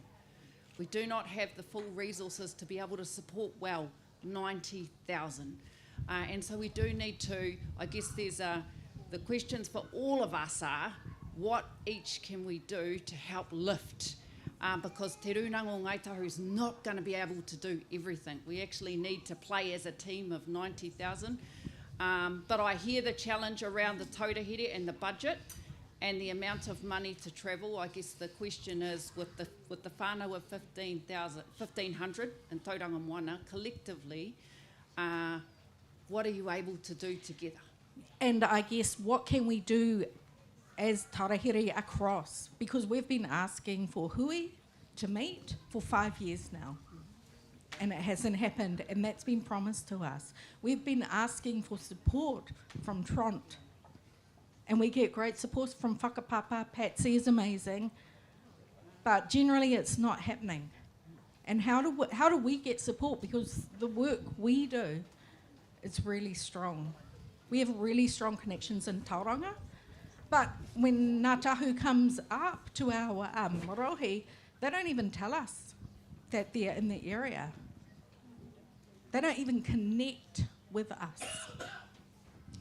We have more respect from mana whenua in Tauranga than we do from Ngā Tahu. So that's the challenge I'm laying down for you. Tēnā koe. Really appreciate the sentiment, and we will really reflect on your kōrero. I think we did meet with you up in Tauranga with Tanya during iwi chairs. I know that, and it's a constant work on for us. Justin was also there, and we will reflect on this. Obviously, that as we're talking about with Moka Uri, as I talked about in my kōrero, as we come in, we want to bring a sense of what we can do, and as part of that tūturu te hono, how can we be connecting into the wider system. So yep, we're not getting everything right at the moment. We understand that. We also don't want to overpromise what we can do, but we are listening, and we will do what we can to address some of those concerns you raised. I just wanted to follow up on this as well. I do often reflect on the fact that when you think about the old Ngāi Tahu Māori Trust Board structure, right, that there was that Te Kā Māui seat, and I think people forget that probably two of the more effective trust board chairs held that seat, right, being Tipene and being Frank Winter. And so I do often think, I'm not proposing we change our constitutional arrangements, but I'm using that as an example to illustrate the point of how much Tahu talent sits outside of the takiwā that we don't adequately utilise. And that's where I'd like to shift the conversation, if we could, in collaboration with you. It's not just about what can the centre or those in the takiwā do for those living outside, but what can we do for one another? What does reciprocity look like in that relationship? And I think if we take it to that place, that's the best form of that discussion. Over here. Kia ora koutou, ko Josephine Briggs Tahu, no, oh God, I'm so nervous. Anyway, I come from Hui-ā-Tau, and my whānau, here we go. Yeah. My whānau, Briggses, and then Hui-ā-Tau Ruru. So basically, I want to acknowledge first and foremost Waihao, because my grandmother, Anihira Tahu, our lot, and I haven't been back here for 25 years. So I'm feeling it. So I took my shoes off. But anyway, yeah, and also just that connection today with the mokopuna. It was amazing. It actually got me going. It actually got me reignited in terms of what we need to do. And I always go back to whānau, hapu, and then the iwi. Rūnanga with the hapu. So anyway, yeah, really, really feeling it. I've got a couple of questions, and some of them you don't, yeah. First of all is about takahanga. I want to acknowledge going up there last year for, yeah, it was just amazing. And I couldn't actually get my Rūnanga to write a letter and acknowledge them because it was just amazing. So, yeah, takahanga, yeah, full credit. Not quite sure about the pōwhiri, but that's my opinion. I've been dying to say that for a whole year. Also,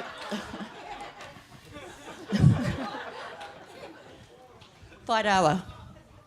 I acknowledge the whairawa have changed their systems and processes.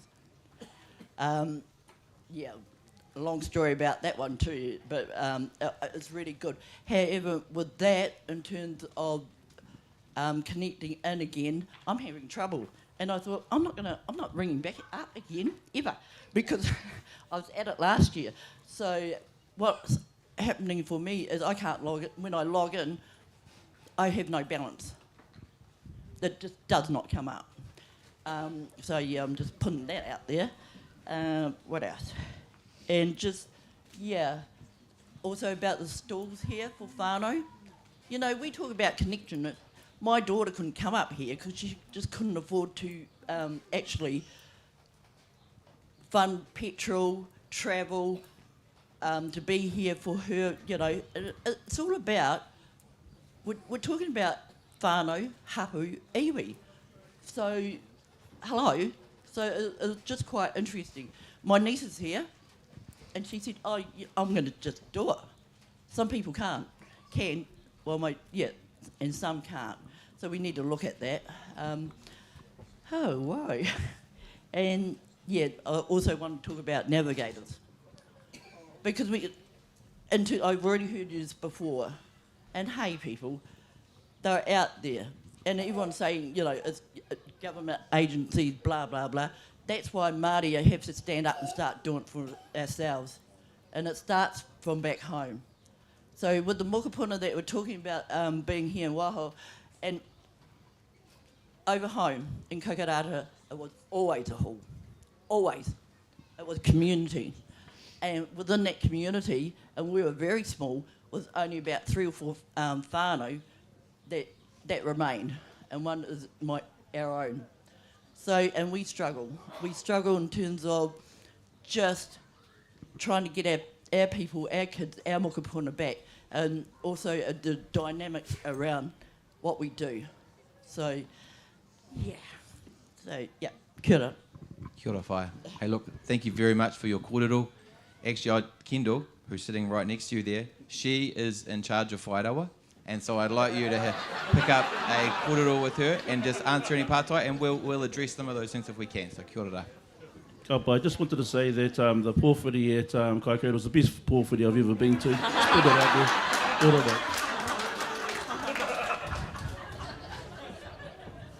Kuri are known for their humility.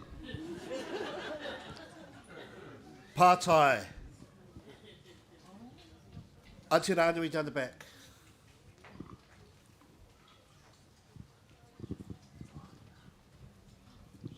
Kia ora whānau, e hara tēnei he pātai, he karanga. This isn't a pātai, it's a pānui really, to let you know that if you've got a weaver, Ngāi Tahu weaver, between the age of 15 and 20, we're going to have a hui for our young weavers next March, and you can either contact me or I'll be sending pānui out to each rūnanga. Kia ora. Kia ora, Auntie. Kia ora. Cousin Gina. Kia ora.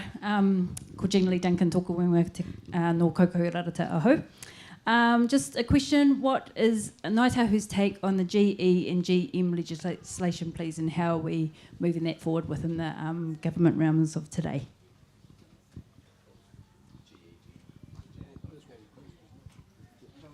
We submitted against that. We delivered oral submissions to the Crown, myself and Edward Ellison.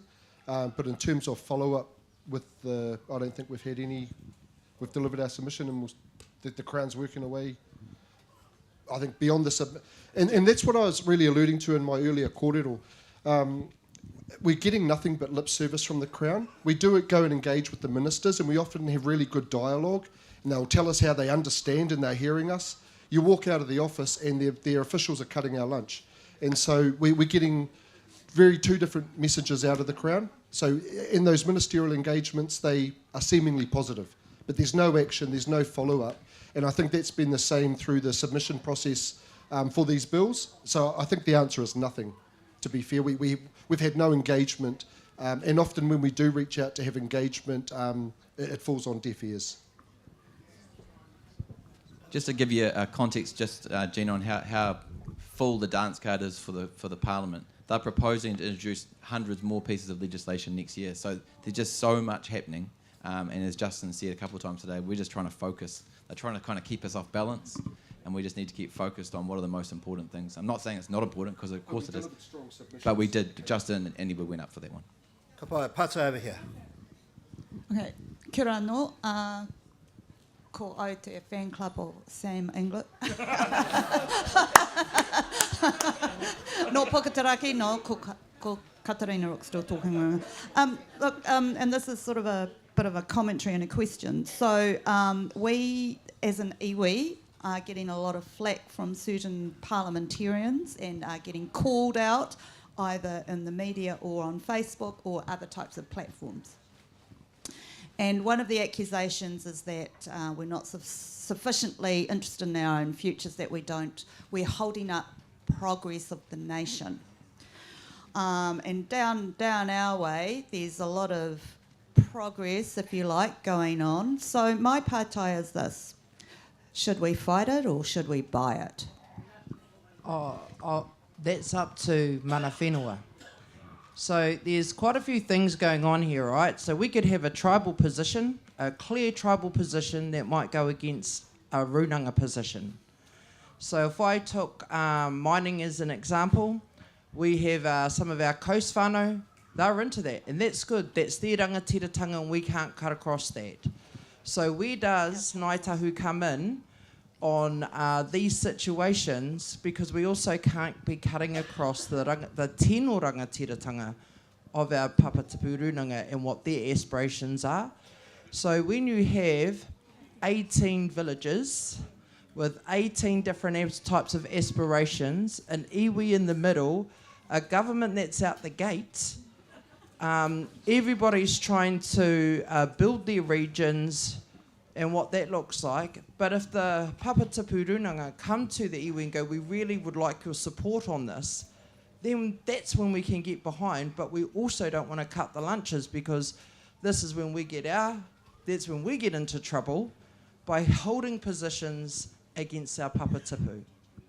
And I think the flip side of being called out by the minister has been the overwhelming support from individuals within the country supporting Ngāi Tahu holding the line, supporting papatipu that are holding the line and take a principled stance. So Shane's going to be Shane, I think. But there's also, I mean, coming back to Tipani's comment earlier about we have to have a view of ourselves and of the wider nation. This is the point, right? Because at the moment we're not, and it's into that vacuum that so those parliamentarians saying we have a view of the nation and we think you don't fit with it. You're in the way of this view of the nation. We have to say we have a view of the nation as well. It looks like this, and we're key to its success. And there's a place for everyone. So we need to have that dual interlocking view, vision, and we're not quite there yet. And that's what he's gesturing towards. It makes it much harder for those MPs, I think, to make the sort of argument you're gesturing towards if we have that wider, expansive, less navel-gazing approach. All right, over here. Nancy. Sorry, I've just had a phone call. Pātai, 4 words. What's happening to Aoraki?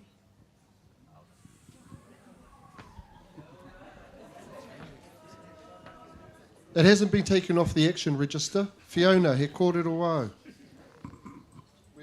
Where's Fiona? She's coming.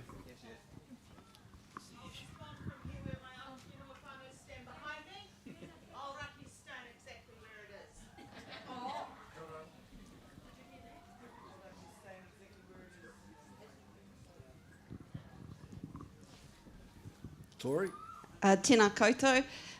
My pātai is around road safety, and so I was wondering if, as a collective, we have a position on road safety, given that the current government is increasing speed limits. My whakaaro lies around our power as communities in determining and influencing the speed limits around, for example, our marae and our businesses. So, yeah, do we have a tribal collective position on road safeties and using our influence? I'm probably the wrong person to answer. I get far too many tickets. It's similar. So, do we have a tribal vision, tribal position on this? No, we don't. We haven't been really into transport for a long time, apart from Hilton, Horde, Lidriff, all that type of stuff. If you turn around 180, there's a guy behind you called Brett Lee. Brett Lee works for He Waka Kotahi. Brett Lee is also a governor for Te Rūnanga o Ngāi Tahu for Te Hapu and Te Whiki. No, so are we doing it as a tribal thing? No. I sit on a group up in Wellington. Am I pushing that there? Yes. It's let's be real honest, it's a pan-Māori group. But am I pushing slowing down speed limits? Is it part of the National Waka Kotahi Māori strategy? Yes, it is. Is it part of their planning system of National Land Transport Plan moving forward? Yes, it is.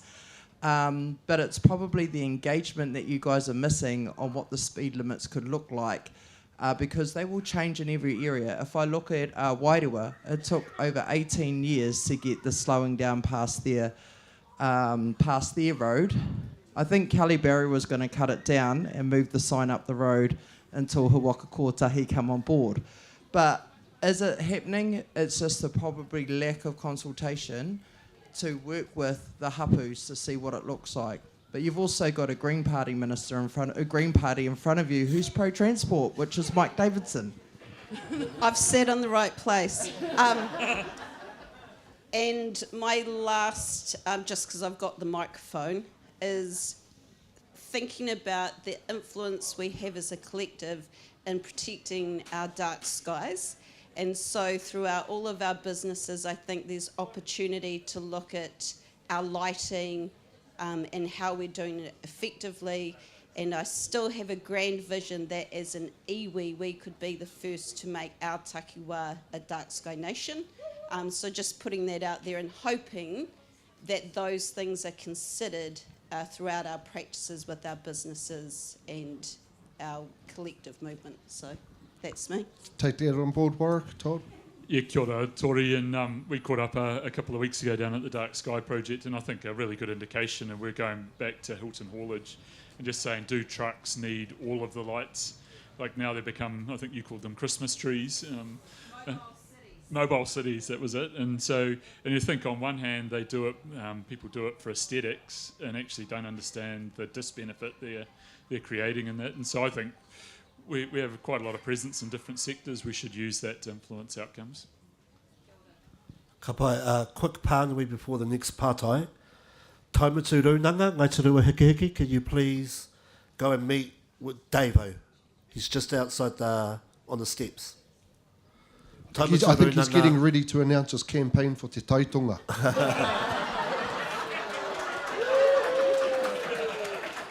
Tauma Te Rūnanga, if you could go and meet with Davo. Thank you. Pātai anō. Okay, I have another pānui for our tawa and paua who, for Hakari, we're all going to be eating over in the main tent.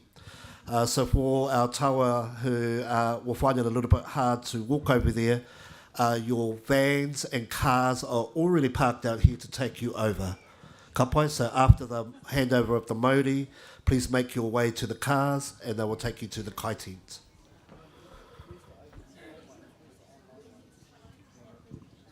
Now they can email. Pātai anō.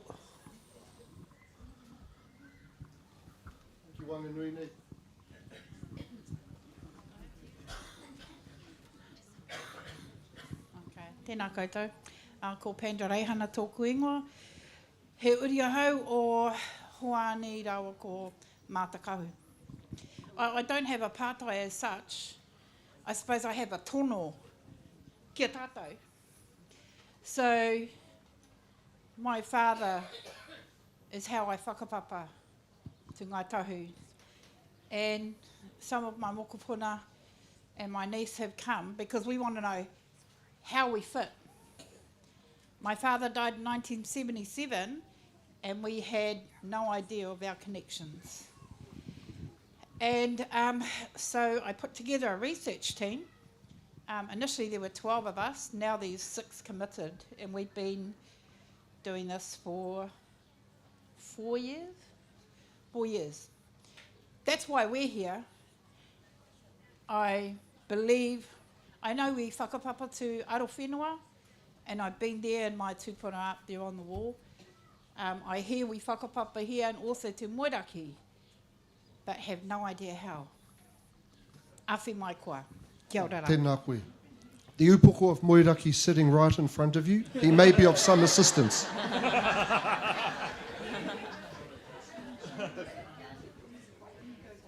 At the back, Te Rānui? Yeah, I'm coming.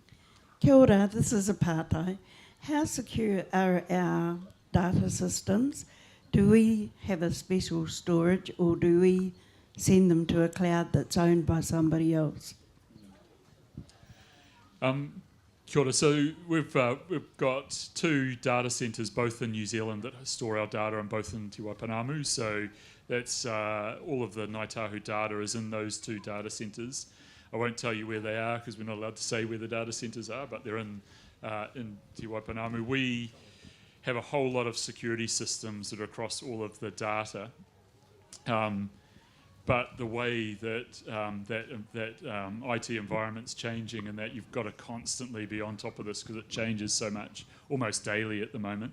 And we run all these technical NIST systems and all sorts of other bits and pieces to ensure that they're as safe as we can possibly make it.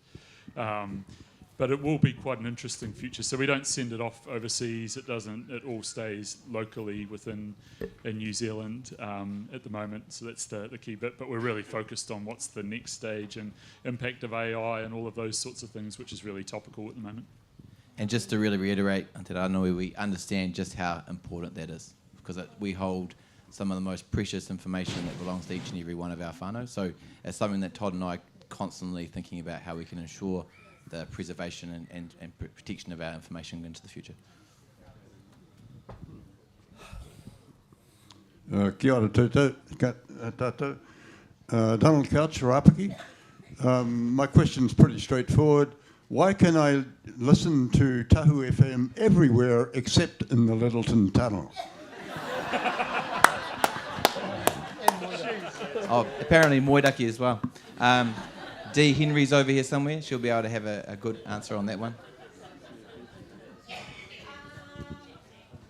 Dee. We're going through a transmission refresh at the moment, and that will solve that problem.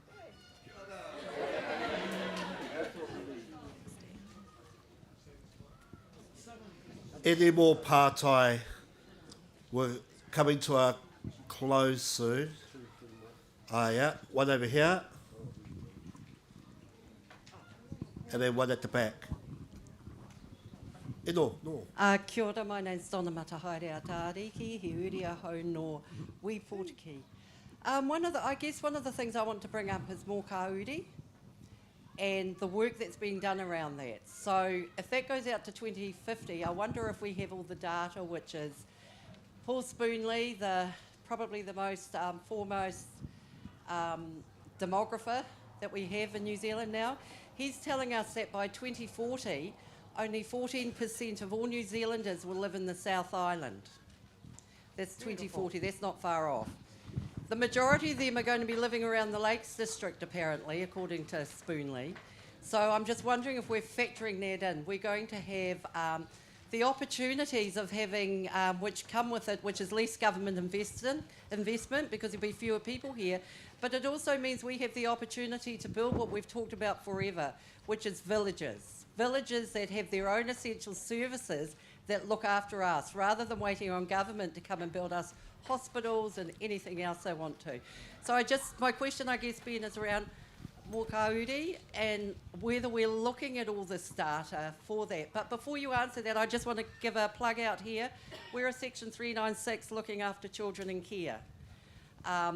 Currently, there are 154. We have the highest number of uplifts in the whole of New Zealand, even more than Auckland and Northland, of Māori children, 154 this year. Uplifted under Section 78, which means a whānau or iwi will not be an interested party in court hearings. So just wanting to know if you're going to do some work around that, Ben, and whether you can ask that question about have we got the right data sets coming into the 2050. Thank you. Kia ora, Donna. I think that's a huge opportunity. So the answer to your question is absolutely committed and ambitious about what that all means for us as Kaitahu, because we're not going anywhere. And so if there's only 14% living here, we are here, we're always going to be here. It's not just economics, it's kind of what we've been talking about all morning. Bringing that ecosystem approach and actually leading in the takiwā is where we should be trending and tracking. So that's an opportunity. If you look at that time horizon, politically, it's going to be hard for us to navigate that if 86% of people live up north, 30% of them live in Auckland. So if you're a politician, we're going to have to really focus down here on how we set our own agenda. And I think that creates massive opportunity long-term around philanthropy, heaps of things that we can set agendas here. But that's all to come. I mean, if we take out a 25-year look, the steps you've heard today, we're really at the start of that 25-year journey. So the first 5 years, we're probably not going to see all that. But over time, it won't be us, but it'll be others leading in that space, which is actually really, really exciting. Hey, can I just talk about the data, Donna? That was a question we had yesterday about have we got all the data in our meeting, but the reflection is, do we need data to dream? So if we're going out to 2050 and we're trying to build aspirations for our whānau and encompass and adhere the 31,000 whānau voice and what that looks like, we looked at our people who settled. They didn't have data to dream. It's highly important for nowadays for how money gets moved into different regions, but I wouldn't want data to be our only source of dreaming. Kapai, I am taking the last question for open forum at the back. Whoa, that's a whittle. Tēnā koutou. It's our privilege to be here today. There's me and my tamariki. My name's Jamie Lee DC. We whakapapa to te whare rawaru here, te hākui of te mātinga Taiaroa. Engari, we're not placed with the Rūnanga. I wonder how common that is. So I'm taking on the mahi of Jane Stevens, who's been researching our whakapapa for the last 40 years, and my understanding is that we used to be placed with the Rūnanga, and somehow we were displaced. I'm not planning to stop having kids anytime soon. So what I'm wondering is, how common is the conundrum that we find ourselves in? Am I going into 40 more years? The team want me to take this one. I'll start with the last part of your question first. I don't think the quantum matters. I don't think it matters whether it's one book kaumata or 20. It's an issue, regardless, right? So conceptually, qualitatively, an issue we have to front foot much more than we have. With that said, I hope you can take some heart in the fact that we spent a significant amount of the time of yesterday's board hui discussing precisely this take. We had the opportunity to take the policy that in part pertains to this take, move a few commas around and send it away. We've decided to, we realise there's a wider context, there's a more important context that touches bigger things, and we're going to confront that head on because it's too important to leave. So it's an interesting question because it's where the archive, which there are silences in the archive, and then where kind of philosophy and aroha, where all those things intersect, and none of that stuff's been left to chance. But I guess all the easy parts of those membership questions have been asked and answered. There's some more difficult things that we've left, and we're at a point now where they have to be grappled with. And from February, we will systematically begin grappling with them. Ka pai. Look, I know, sorry we have to cut that open forum, but if you do have any questions, any pātai, please email them through to info@ngaitahu.iwi.nz. Or ask your representatives. Or talk to your reps. And we will endeavour to get some feedback to your questions. We did receive 5 pre-registered questions, and we will email those people who sent them through with the answer. Just a quick, before we get into the handing over of the Māori, quick kōrero around kai. Kai is in the big marquee. Those of our Pāuantawa who need some help to get over there, please catch a ride on one of the cars out the front here. We're expecting, because there is a lot of people today, yay, cool, thank you for coming. So for Hakari, there will be 2 sittings. The first sitting will be for our kaumātua and everyone else, kia horo. And the second sitting is kaimahi and all the young ones, ka pai. The first sitting, please, could you please consider the second sitting who is waiting? Once you've finished your kai, please, if you can clear the table. We know opportunity to connect is the theme, but if you could have your connection kōrero outside somewhere else, so the others can go in and have a kai. Ka pai. As we hand in the Māori, before we hand over the Māori, next year the Hui-ā-Iwi will be hosted by Te Rūnanga. It will be held at the Selwyn Sports Centre. Taumatu Rūnanga held the very first Hui-ā-Iwi in November 2012.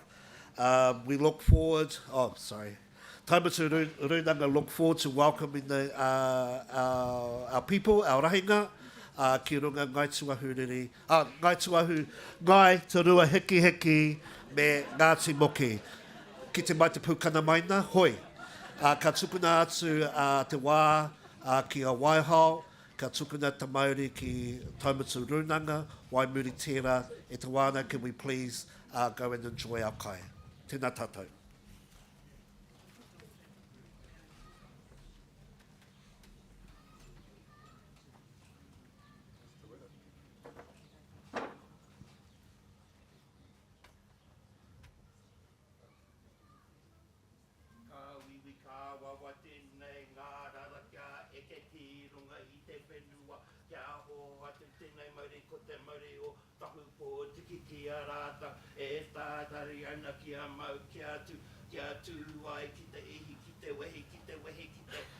whai ao ki te ao Marae. Turu turu whakamaua ki a Tina. Tina. Haumi e, hui e, taiki e. Nei rata ko hanai, i te ngarara e hoatu nei te mauri ki a koutou e taumatu. Nō reira, kia kaha kia mai a kia mano nui i roto i tērā mahi nui e tātari ana ki a koutou. Nō reira, huri no, tēnā koutou, tēnā koutou, tēnā rā koutou katoa. Ki a koe e te MP mo te taitoka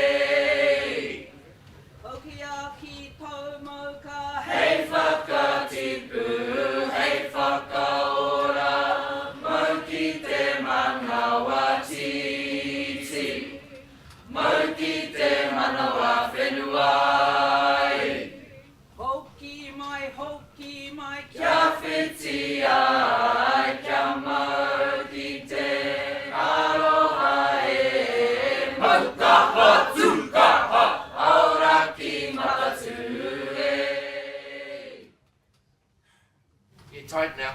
No reira, huri no, tēnā koutou. Tai o, tēnā koutou. Tēnā koutou katoa. Tuku ana koe e raki e tūnei e whākimi ana koe ngā uruga haramai. E ti atu ko haunuku, ko hauraki, ko hauātia i auenuku. Ai atu kia pai kia nāna ko whatiua te ramarama, ko parauraki, ko tāturi ki te raki.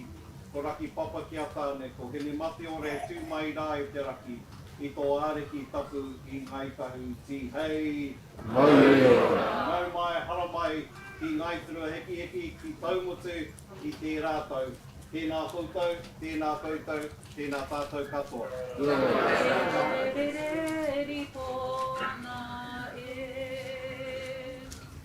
Te wai tukukiri, te wai tipua, te kare mai oha e ko koe te mai o raka mo tō iwi, te ripo ana e.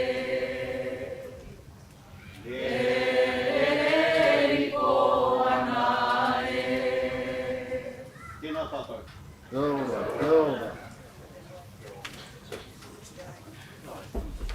Hui-ā-Tau waka, Davo. Hui-ā-Tau waka. Kai is ready.